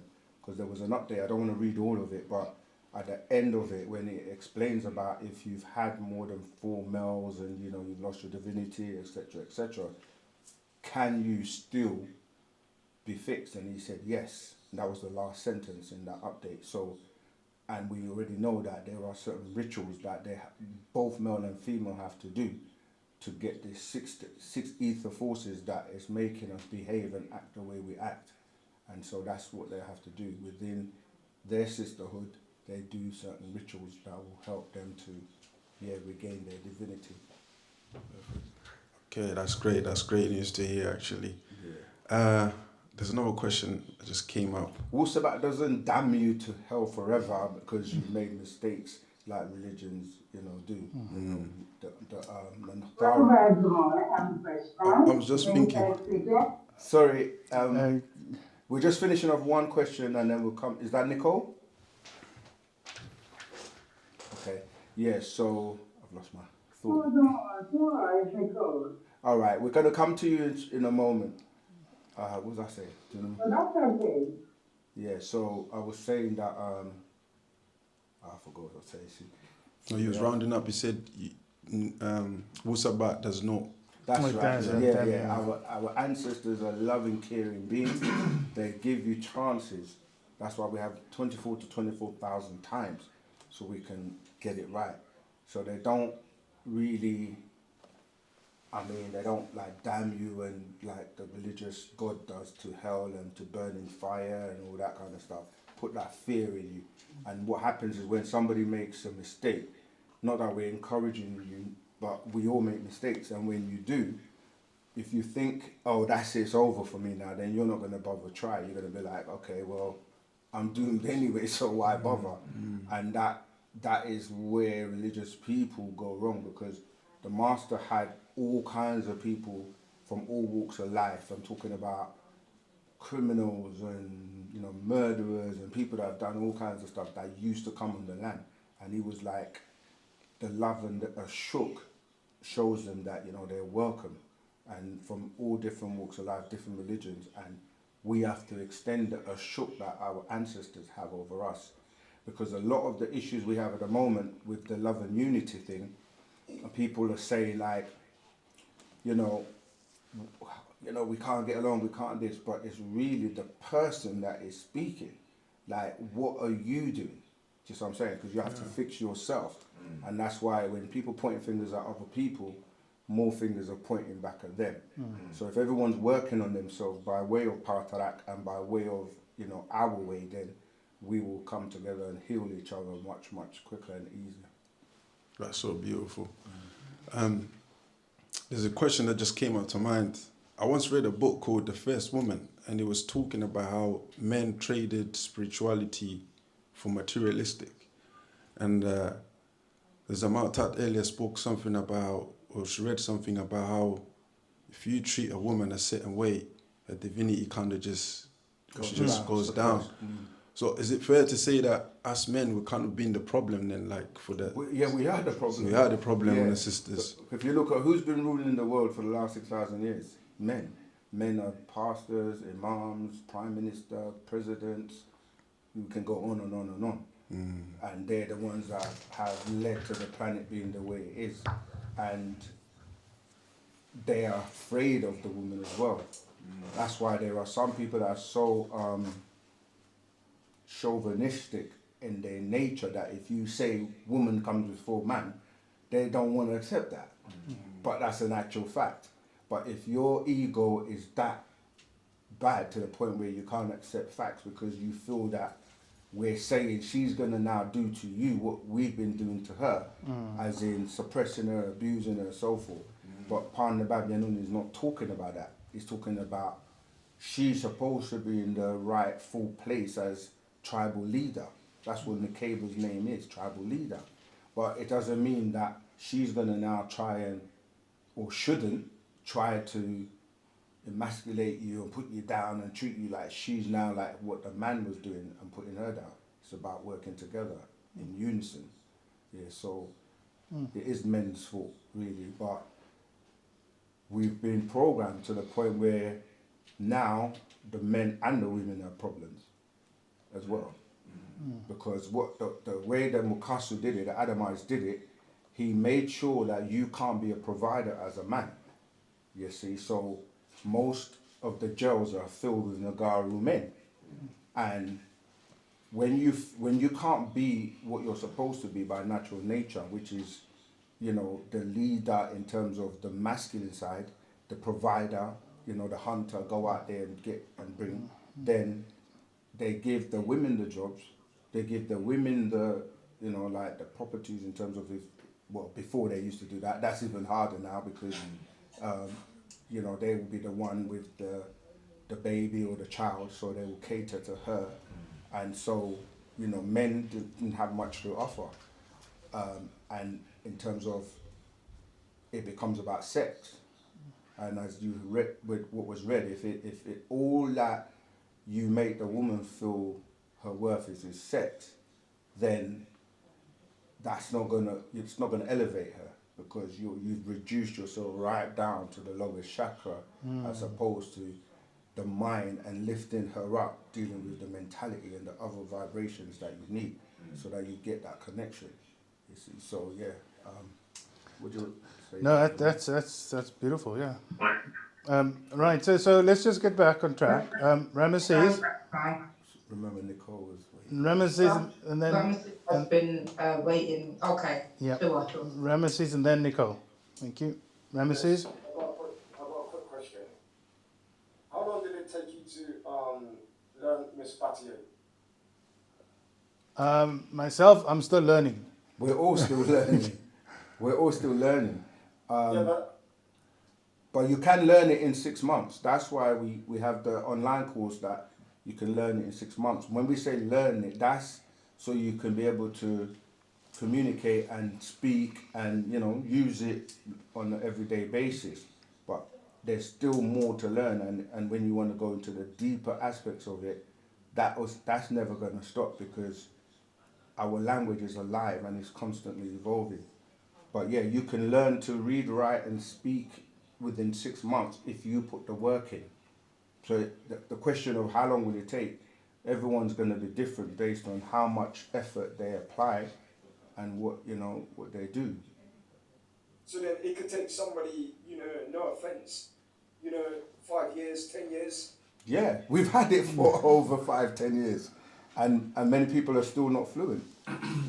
So it's how, and this is a part of us coming together, because remember, they did everything to scatter and like disperse us, Because when we were on our land, you would speak and hear it every single day, you know, and you don't really learn a language by just like books and all of that. Because if you think how you learn English, you weren't born with a book, you know, you used it, you picked up words like mama, dada as you were growing up, and then you added more words to your vocabulary every single day to the point where you're now able to converse. But there are many English words that you've never ever used in your life, you know, because the vocabulary is actually vast. One English word has up to 500 different meanings. So no one has mastered English either. You know, like when you use it to a high level, then you might use certain words that people will be like, what does that mean? Or, you know, but really, you've just learned enough to be able to communicate and speak like we're doing now. So it's the same thing we have to apply with Miss Batia is use what you know every single day and keep adding to the, you know, the vocabulary to the point where you replace everything you say in English with it. And the quicker we all do that, the quicker we will be elevated mentally, because remember, once you're united mentally, you're automatically united physically. Does that answer your question? Yes, Tawata. And Taka. All right, Nicole, do you want to unmute and ask a question? Sorry, my chant alarm. Hold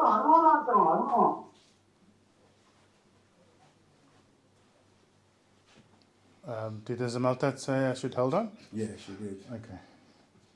I don't know if you want to. Yes, Jamal, I am going through the let me go back to the feminine, the sacred feminine. Yeah. I heard one of the I don't know if that's a rule or what, they're saying that a man must own you. What do you really mean by owning somebody? A man must own a woman. Zamaltat, I'm not familiar. Does she have the verse and the page so we Yeah. can read it? If you can, yeah. Do you have the scroll and the verse, if possible, please? No, I don't have the scroll. Normally I will listen it on YouTube because they will bring it out about the sacred feminine. I think one of that they say a man must own you. So I want to know what the own really means. A man owning you, what it really means. That what he has to do to own you. This is why we want to know the quote, because we want to make sure that what you're saying is correct, because without seeing it, we will be just speculating, because we would like to read it. I have to go back on the page. I photocopied the page. I can't remember what number the page was, because I get it from one of the brothers over here. So I can't remember the number on the page. You don't have that page with you? Because I've got the scroll in front of me, but I just wanted to go to the reference. No, I don't have the page in front of me right now. I have to go look for it. Yeah, we always encourage people to give us the quote and the reference so that, you know, we can address it looking, because sometimes people misinterpret things or read it and, you know, and misinterpret it. So yeah, I can't comment on it without reading it, because we don't own. I'm trying to go through it to see if I might spot it, but no, we don't. I don't recall that owning. No. So yeah, we'll revisit that question when you have the scroll or the reference. I think, as another way to look at it is, it's also like... Yes, I will check on it because I want it to clear up, because I want to know the right rules for this thing when it comes to relationship. So there's a reason I wanted to clear up. Right. Okay, yeah. Maybe next week, you know, find it and ask the question again. Yeah, I suppose, and another way to look at it... I will. Sure. Another way is also to look outside. To look outside and just see how nature operates, who owns who in nature. And from that perspective at the moment, from where I'm observing, I can't see Well, And we've it- already said male is inside female Yeah. and man is inside woman. So if anyone owns anyone, it will be the other way around. So Right. yeah, we'll come back to that. Zamalta, all right. Any other questions there, Zamalta, Monique, that I've missed? Sure. There's some questions in the chat. Right. From... Okay. We have from Jose. Okay, just before Jose, there's Atumray Kemet. He was asking Rabat Musar Nakukarut Kum Kawes Hu Ashuk. Thank you. Last week I asked the question on forgiveness, and it was can someone truly be forgiven for their sins, and if so or not, what is true forgiveness? I was told that no one can truly be forgiven. Now, my question is, what is this forgiveness that the master teacher Baba Yanun is talking about when he says, I forgive you all before I depart? Yeah, so that's dealing with the Natharu. What the question that was asked last time was if people can forgive each other. Remember, the Natharu are the overseers. They're the ones that make decisions in terms of, if you read the spiritual you after the physical you dies, it explains that they have the ability to take your disc and erase and move certain things and put you back in a position where your life will continue as it was before the incident. Pa Nabab is one of the Natharu, or one of the overseers. So yes, they are the ones in terms of, they're the ones that are in the position of, if you want to use that term, forgiveness. But we were talking about it based on the way religion interprets forgiveness. Like, they show you movies, especially in Christianity, where someone will go for what they call confession. But they will go to a little box and there's a man sitting behind the box and they say, oh, Father, I have sinned, I've done this and I've that. And then he says, yes, you're forgiven. Go and do 200 rosemary, whatever they Hail do. Marys. Hail Marys, thank you. So that is a joke, because who puts him in the power or the position to forgive you? Because if all it takes is, because you see this in the like the Godfather movies and so on, where these men are gangsters and they will unalive a lot of people and then just go to the box and say, Father, I've sinned, and he just says he's forgiven you. Go and do these Hail Marys, which is, it's not the way nature works. So even though a man can say that, the fact that you did that, nature will still deal with you based on cause and effect. So it's not down to the man, or if I say I forgive you, whatever you did is still going to be in your matrix, and there has to be an equal and opposite reaction to the action that you did. So by that way, this is why the master says, like, even when people try to, I don't know if I can say commit, unalive themselves, or they take someone's life, everyone that's involved in that situation will come back and experience what everybody that what your actions did cause. You get me? So you can't forgive like that. It's just a temporary transference of guilt, yeah. And it doesn't. It's the Natharu or the overseers that have that ability. That's why they've given us the 24 to 24,000 chances, for example, to fix up, and it's up to them if you make it to receiving your barythry gland. It's up to them if you are able to elevate to the higher realm, and eventually, you either return to the what we call the all expanding, or you dissipate, meaning that you're no longer able to experience the higher levels of existence. I hope that's clear this time, or makes sense. Right. Sia was asking, where did dolphins come from? I did hear they are just as smart as we are. Dolphins? Dolphins, yeah. Yeah, this is what we were saying, that originally they were not from here.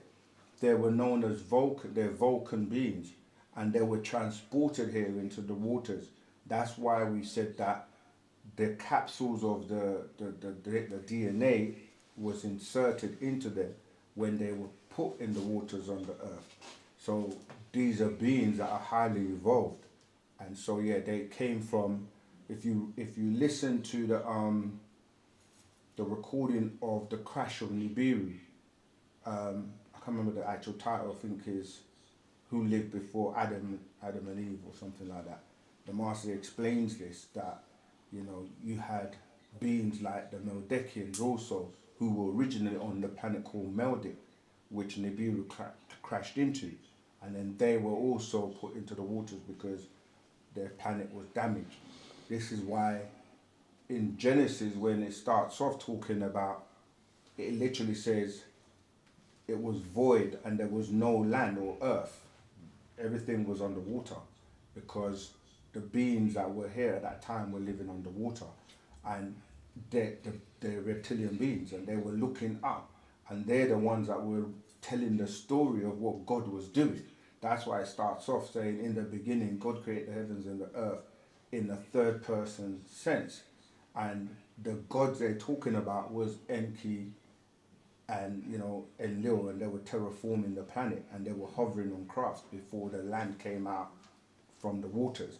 You see, so most of the original beings were water beings, and you had mermaids and mermen, and they've got civilizations deep underwater. The sea is so deep that there are parts that man has never been able to get to, because they can't breathe when they get that far. They got certain apparatus that will take them so far with like skin suit, what they call them skin diving suits and all that, but they've got crafts that will go under like submarines, but they are so many subterranean worlds and like so many extraterrestrials in the deep seas. Now they're starting to show you a few mermaids that are coming out, or they catch them and things like that. But yeah, so Vulcans, the dolphins were really Vulcan beings that weren't originally from here. All right. Thanks, Mo. Drew asked the question. A lot of people have been brainwashed by the white man, and even if you ask your children, is God black or white, they will tell you white. And because of Netflix and all this entertainment, the white man continues to show himself as superior to other races. How can we reverse or counter this brainwashing? Because most black people believe they are inferior. For example, a woman hate their natural hair and put chemicals in it and destroy it, and also bleach their skin. Drew, I think it's important to acknowledge firstly that yes, you're right, we have been brainwashed from a hypnotic context. In hypnosis, you are conscious, and if there's something that your essence won't allow you to do, you won't. I mean, you've seen the stage hypnosis and those things. Those people who get on stage and do those silliness, if they had one or two drinks too many, they would happily do that. So it's not outside of their space of what they would do.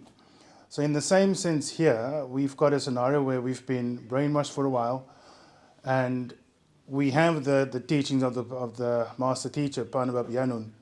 And it's important then in that context to expose yourself, to remind yourself in terms of our daughters, to read them, to share with them, to tell them. The theme tonight is about the goddess, and just remind them and just reinforce that message of who they are, because we have forgotten, we've been led to forget. And the medium of television and radio is an old trick that has been used. And I think once you start being exposed to this information, the way in which you look at the movies and the series and that type of stuff becomes different. You start identifying things, reinforcing your knowingness about the essence.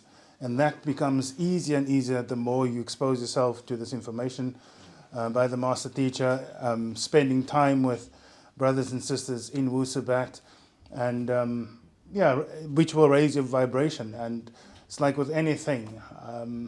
I saw a clip the other day where they've got what do you call those things in music where you tick tock tick tock, where it keeps the beat? Metronome. And they had like 6, and they mix them at random ways. But after a while, they all became synchronized, and that's just what happens. People who share the same space, they vibrate and they aim naturally. They want to vibrate at the same level. So spending time with brothers and sisters who practice, who are within Wusabat, will do that for you. We've got an event coming up on the 14th. It's Friendship Day. So that would be another opportunity just to expose your loved ones and yourself in the company of us practicing the culture. That's what I've got, brother. I just want to touch a little bit on the language is so key, because we're saying brainwashing, but we're really supposed to be saying we've been brain dirty, because to wash something is to make it clean. You see, so this is again how the language is used and incorporated in everything we do and everything we say, which is why it's so important for us to learn our language so that we can use the right tones. And again, the problem is also the men, because the women wouldn't dress, or like you're saying, would straighten their hair and these types of things, if the man was a Nuapian man and also wasn't looking down on the woman for wearing her natural hair and being her natural self. Because the media has portrayed what they call beauty, and unfortunately is to do with the image of the Caucasian, just the same way they do with the image of Jesus being the Son of God. And our children will grow up thinking that, when they see a teacher or someone at school that looks like the picture of Jesus that we may have, our grandmothers, people have at home, they look at that as superior. They've done experiments with young children where they will have a doll with natural afro hair and one with blonde and straight hair, and they'll gravitate to the straight hair, the 6 ether one, or fur, shall I say, that they recognize that as beauty. So if the men didn't look at those types of women, because a lot of women they're so under pressure to all look the same now. Like you see what I call windscreen wipers. you see the straighten out the blonde hair, and they're doing all kinds of stuff just to emulate these people they look at as celebrities. Your Nicki Minaj and all these being Beyonce, they all wearing it. So if the men see that as beauty, the females are going to try to replicate that. And when you see a natural, Nagara with her natural hair, if you don't embrace and compliment her and make her feel that's beauty, then they will go and get the wigs and get the straight 6 ether hair. So it's a problem from both of us. The men have to, recognize what true beauty is. Yeah. And so when the female is on that journey to becoming natural, be her natural self, they have to embrace it and not make them, going back to what we were saying before, not make them feel like they're not pretty or beautiful because they're not wearing the Brazilian. They spend all that money on. And the thing is, Dravidians do rituals to take that hair off of them, rituals to their Hindu gods and goddesses, and then they sell that to, a lot of the Nagaros who go and put it on the hair, and that's DNA that will actually transform and change you. And they don't realize this. And many of our sisters have ruined their natural hair because of the weaves, and so a lot of them now don't want to even take off the false hair. So they have to just take it off, shave their hair off, start using natural products and regrow their hair healthily. And that journey is not an easy journey when they've been wearing that for so long. So I hope that answers that question. And then you go back to your... Yes, let's go back and remember the essence and beauty of our sacred feminine. Going back, verse 71. She never overexposes her body parts to none, save the male she has given herself to by law. And that would be Nuapin law. And obviously, and civil law too. 72. She flirts for the reason of attraction for life, not for the pleasures of a night or day relationship. 73. She flirts, it's her nature, yet she is never cheap or loose or a whore, not a Nuapian woman or girl. 74. Her dwelling is always clean and fresh. 75. Sorry, just on that point, remember we read from that when I said the word queen means whore. So again, without the correct knowledge, you hear brothers will refer to their women as a queen, not recognizing that the connotation that word has. So relating to that point. Yeah, thank you. 75. She doesn't move from relationship to relationship. That is not the way of a sacred feminine. 76. She can lose her divinity by her own actions and deeds. If she disrespects herself, all others have the same right to disrespect her. 77. She does not lie, steal, cheat, or kill Nuapian. 78. She is never drunk, nor drinks strong drinks of alcohol. 79. She never uses drugs for recreational purposes. 80. She never smokes tobacco or herbs for recreational purposes. 81. She's never intoxicated in any way. 82. She keeps the mind divine at all times. 83. She does not overeat. 84. She does not undereat. 85. She knows to wait the full term after childbirth before having sexual intercourse. 86. She gives her womb time to return to its proper passion of circles and cycles. 87. She does not indulge in sexual intercourse after 6 months of pregnancy. 88. She knows to let nature work in her womb between the 6th and 9th month. 89. She knows the importance of the first weeks of a pregnancy between the 6th and 9th week and effects it will have on the nature and health of the child. 90. She knows what to eat and what not to eat, as well as what to drink and what not to drink during pregnancy. 91. She knows nature requires her to breastfeed her child until the body stops producing what the child needs. 92. She is the fashioner, the shaper, the maker and the former, the creator of each person born. 93. She must make beings in her own image and with her own likeness. 94. She may shape the jasad, flesh, and give the ka, spirit, yet not the ba, soul, or the katal, mind. 94.5, sorry. Actually, Jamal, do you just want to expand on that?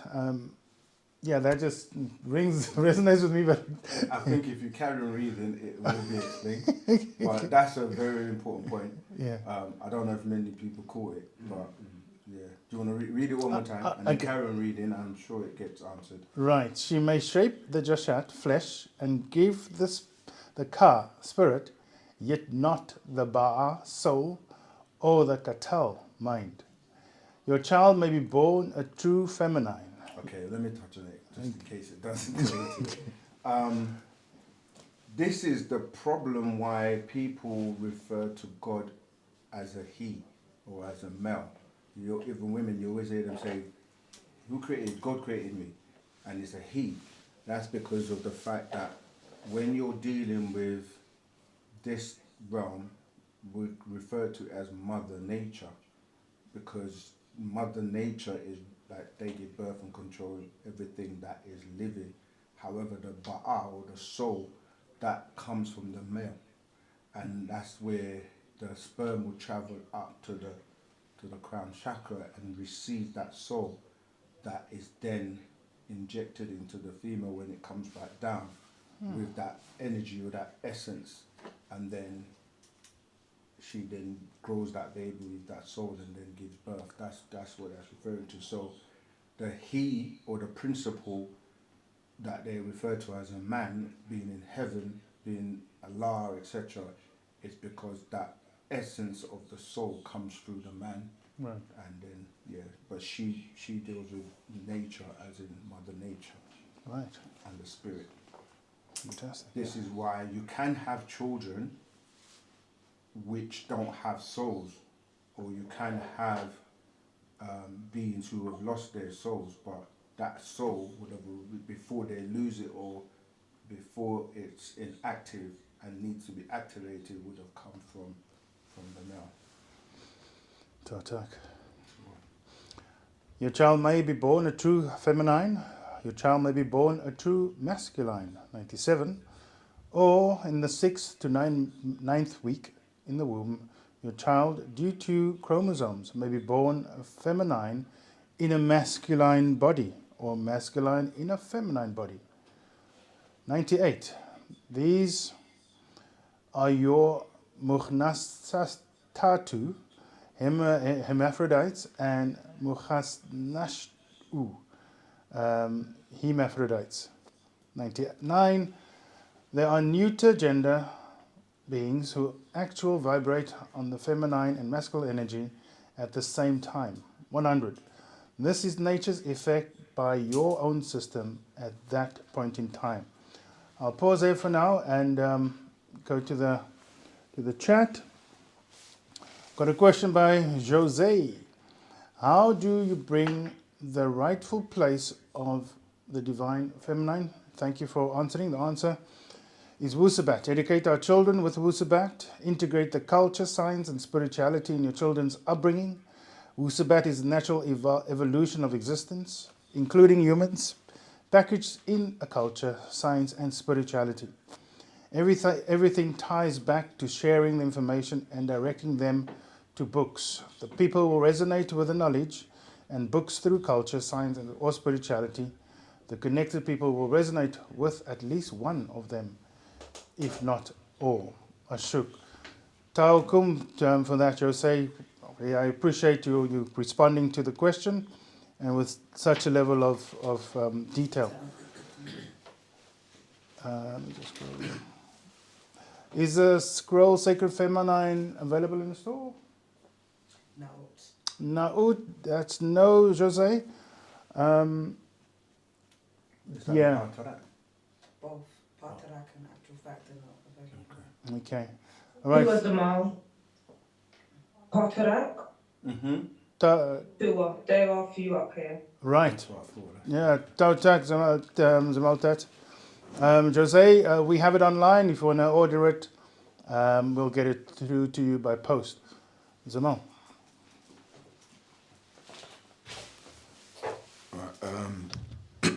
Sorry. So one of the things you mentioned in the reading is for the sacred women to be able to keep that mind divine. Now, maybe I'm going off personal experience, but then you have postpartum depression, right? So in that respect, once a woman's had a child and she, those 3 months after she's given birth, obviously her moods, her emotions and everything can fluctuate. So as a woman, as a divine being, as a woman, how do you keep your mind divine? And as a man, how can you support the woman to enable her to do that or continue doing that? Sure. I think, and my Zamalia will correct the assumptions, but I think it's useful understanding the process, the 3 terms from conception to birth. And you'll notice that throughout that period there are natural changes happening, right? And similarly after birth. What's useful is, as a Sabian man, we are patient, we are tolerant, and all of those lead into us, in a nutshell, being the observer, being aware of what's happening, but not reacting with emotion. We're using rightful knowledge, rightful our mind, and reasoning to take in a position. So when our partner, our masculine, our sacred feminine goes through these changes, it's important to take that position. It's not personal. Yes, they may direct that energy at you, but it's for us to become the bowl, as it were. You know, when we're the bowl and they the water, we hold that space for them, allowing them to go through it and be the support, because one of our roles is to protect and to provide, and we provide that space for them going through those changes. With regards to the scrolls, where that comes from, yeah, I mean, you literally covered it. It's just to recognise that she's going through changes, right? She's, hormonal changes, and it takes a lot out of her because she's created. She's the only one who really creates life, so knows how that feels. We don't know. We only observing, and we're just there to kind of like to support. The environment that you create is very important. But if the feminine is amongst other feminines, she can also get that support, because in our culture we're like we're tribal. So you'll have other elders or the females who have gone through what she's going through at childbirth, so they will be able to support her, you see. But in the West, we don't have that support mechanism. In fact, even the way the child is brought into the world, it's not the way, it comes and it's traumatized from the beginning. And this is why having our own culture and, like having our own home births and things like that, where you're preparing this being to come into this world and not be like under stress. Yeah, the stress that the being has as soon as they come out. Remember, the circumcision, the bright lights, they smack them and all this. No. Yeah. What did I say? Circumcision. Yeah, circumcision for the babies. The boys. The boys. That's trauma. Absolutely. Yeah. So and now they try to do it for females as well, with the mutilations and all kinds of stuff. So you that stress. Remember, the baby is still connected to the mother. Whatever stress the baby's going through, the mother's going to go through it. So a lot of the times, these young mothers, they don't have any guidance, they don't have any support. So the master explained on a recording, like, there's something where some mothers can't handle that tremendous stress and would want to throw the baby out, literally, or like, because it's too much. But in the right environment with the right support and the baby coming out in a certain way, the baby's not going to give the mother that much stress. Just the crying alone can be so traumatic for the mother, because she's just gone through such a hard time. Some women can't even push out the baby anymore because of the foods and the way they are brought up in the country. A lot of women wear these high heel shoes which mess up their pelvis, and a lot of them are not, you're not able to push out a baby anymore. So like Zamartat just said, you end up with cesareans, which is again another traumatizing experience for the woman, because there is a lot of pain. And they start to glamorize it with things like, I'm too posh to push, if you know who I'm talking about. But yeah, so it's a two-way thing where the baby's traumatized, and then she then gives, or he gives the mother the stress and the trauma, and then the mother then takes it out on the man, because, well, not takes it out, but as she's experiencing and going through this, the male observer, if they don't know how to handle and deal with that, then it just gets passed on to everyone, and before you know it, everyone is like just at each other. But yeah, it's about the balance. Tal Jamal. I think you've definitely hit the the hammer on the nail there, because just to answer your question earlier, Jamal, what we need to do in order to bring the sacred feminine back, I think for men, it's removing the ego. I think that's probably, for us, I think that's probably the number one thing we need to do, because being in a situation like what we're talking about, yes, and I see this with people all the time. Like, it's during that beginning stage when the woman is giving birth that a lot of the time the man and the woman split up. That's when it tends to happen, because maybe the man can't remove his ego.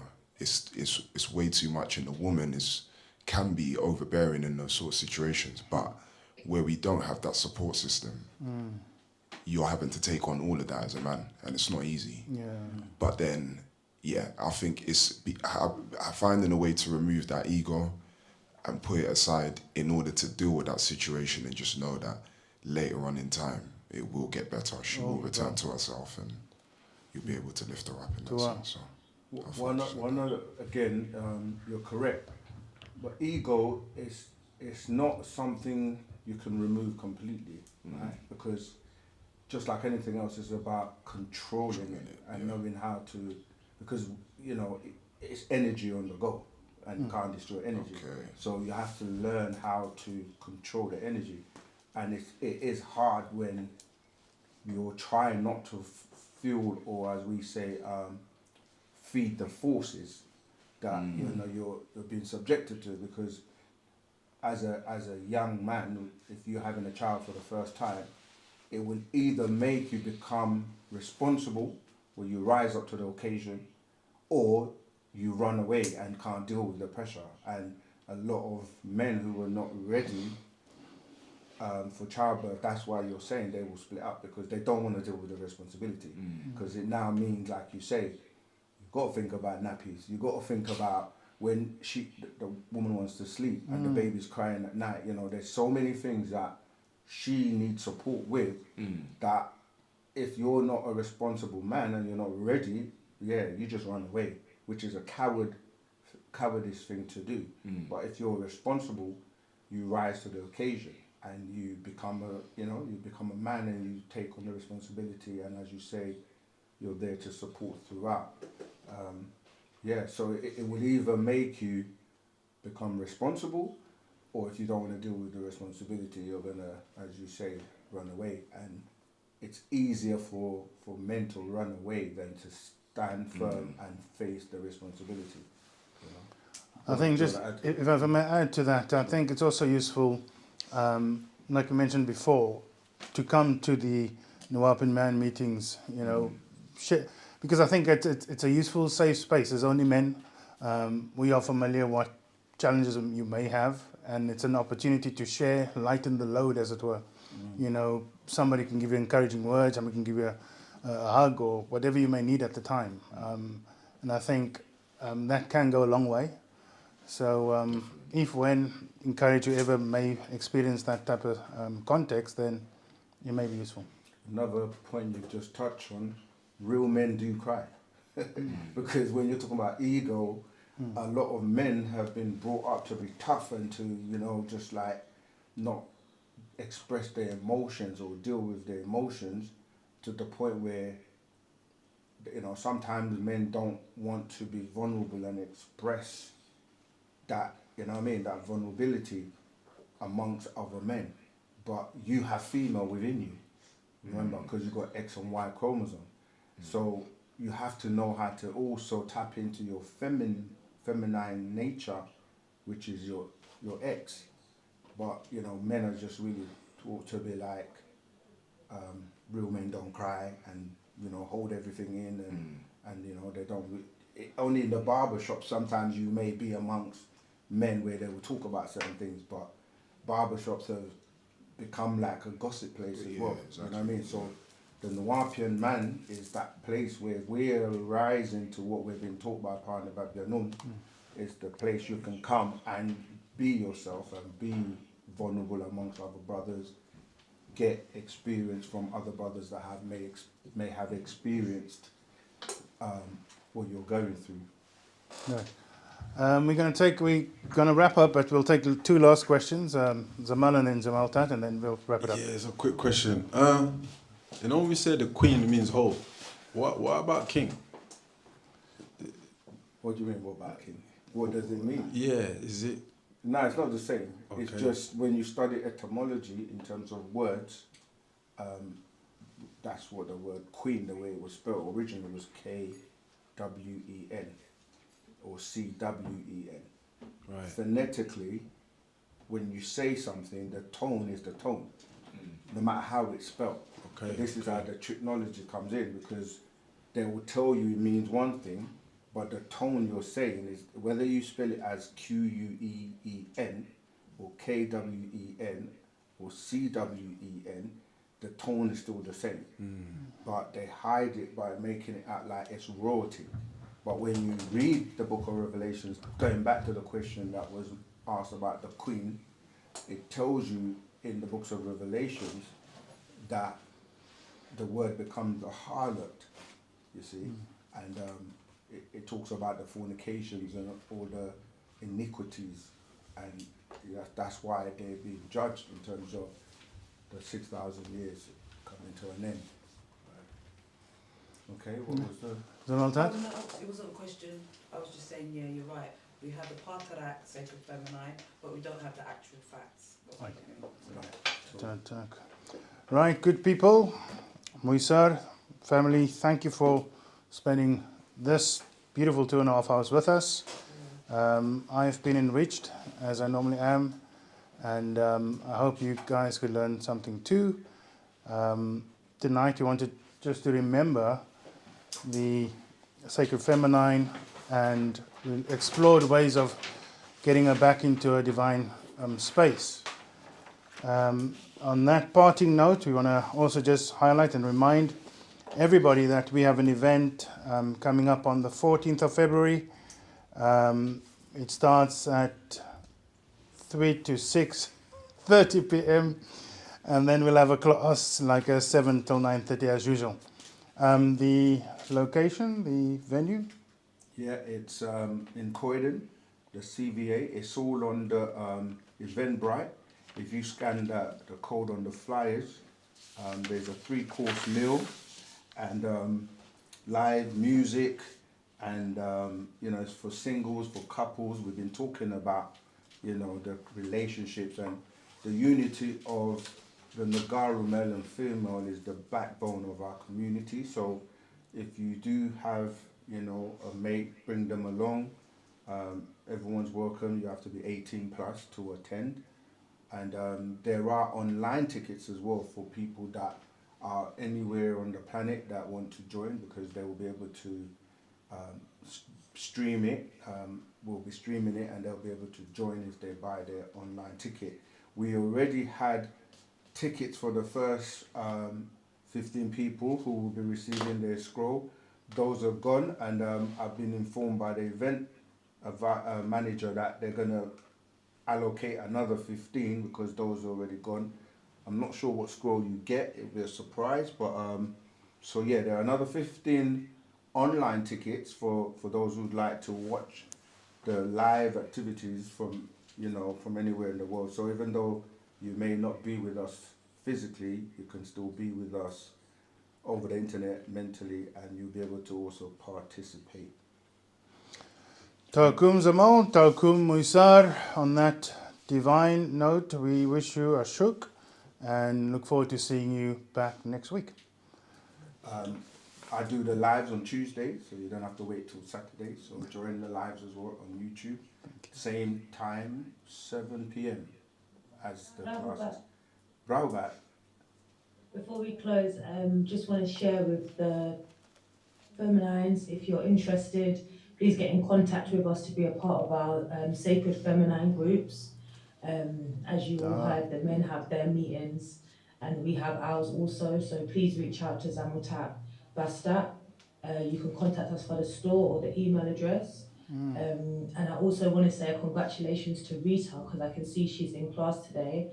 Rita, you are one of the winners of our first 15 Patarak, so we'll be in contact with you this week. Tautak. Thank you. Tautak. All right. Muisar Wadu. Wadu. Wu Ashuk.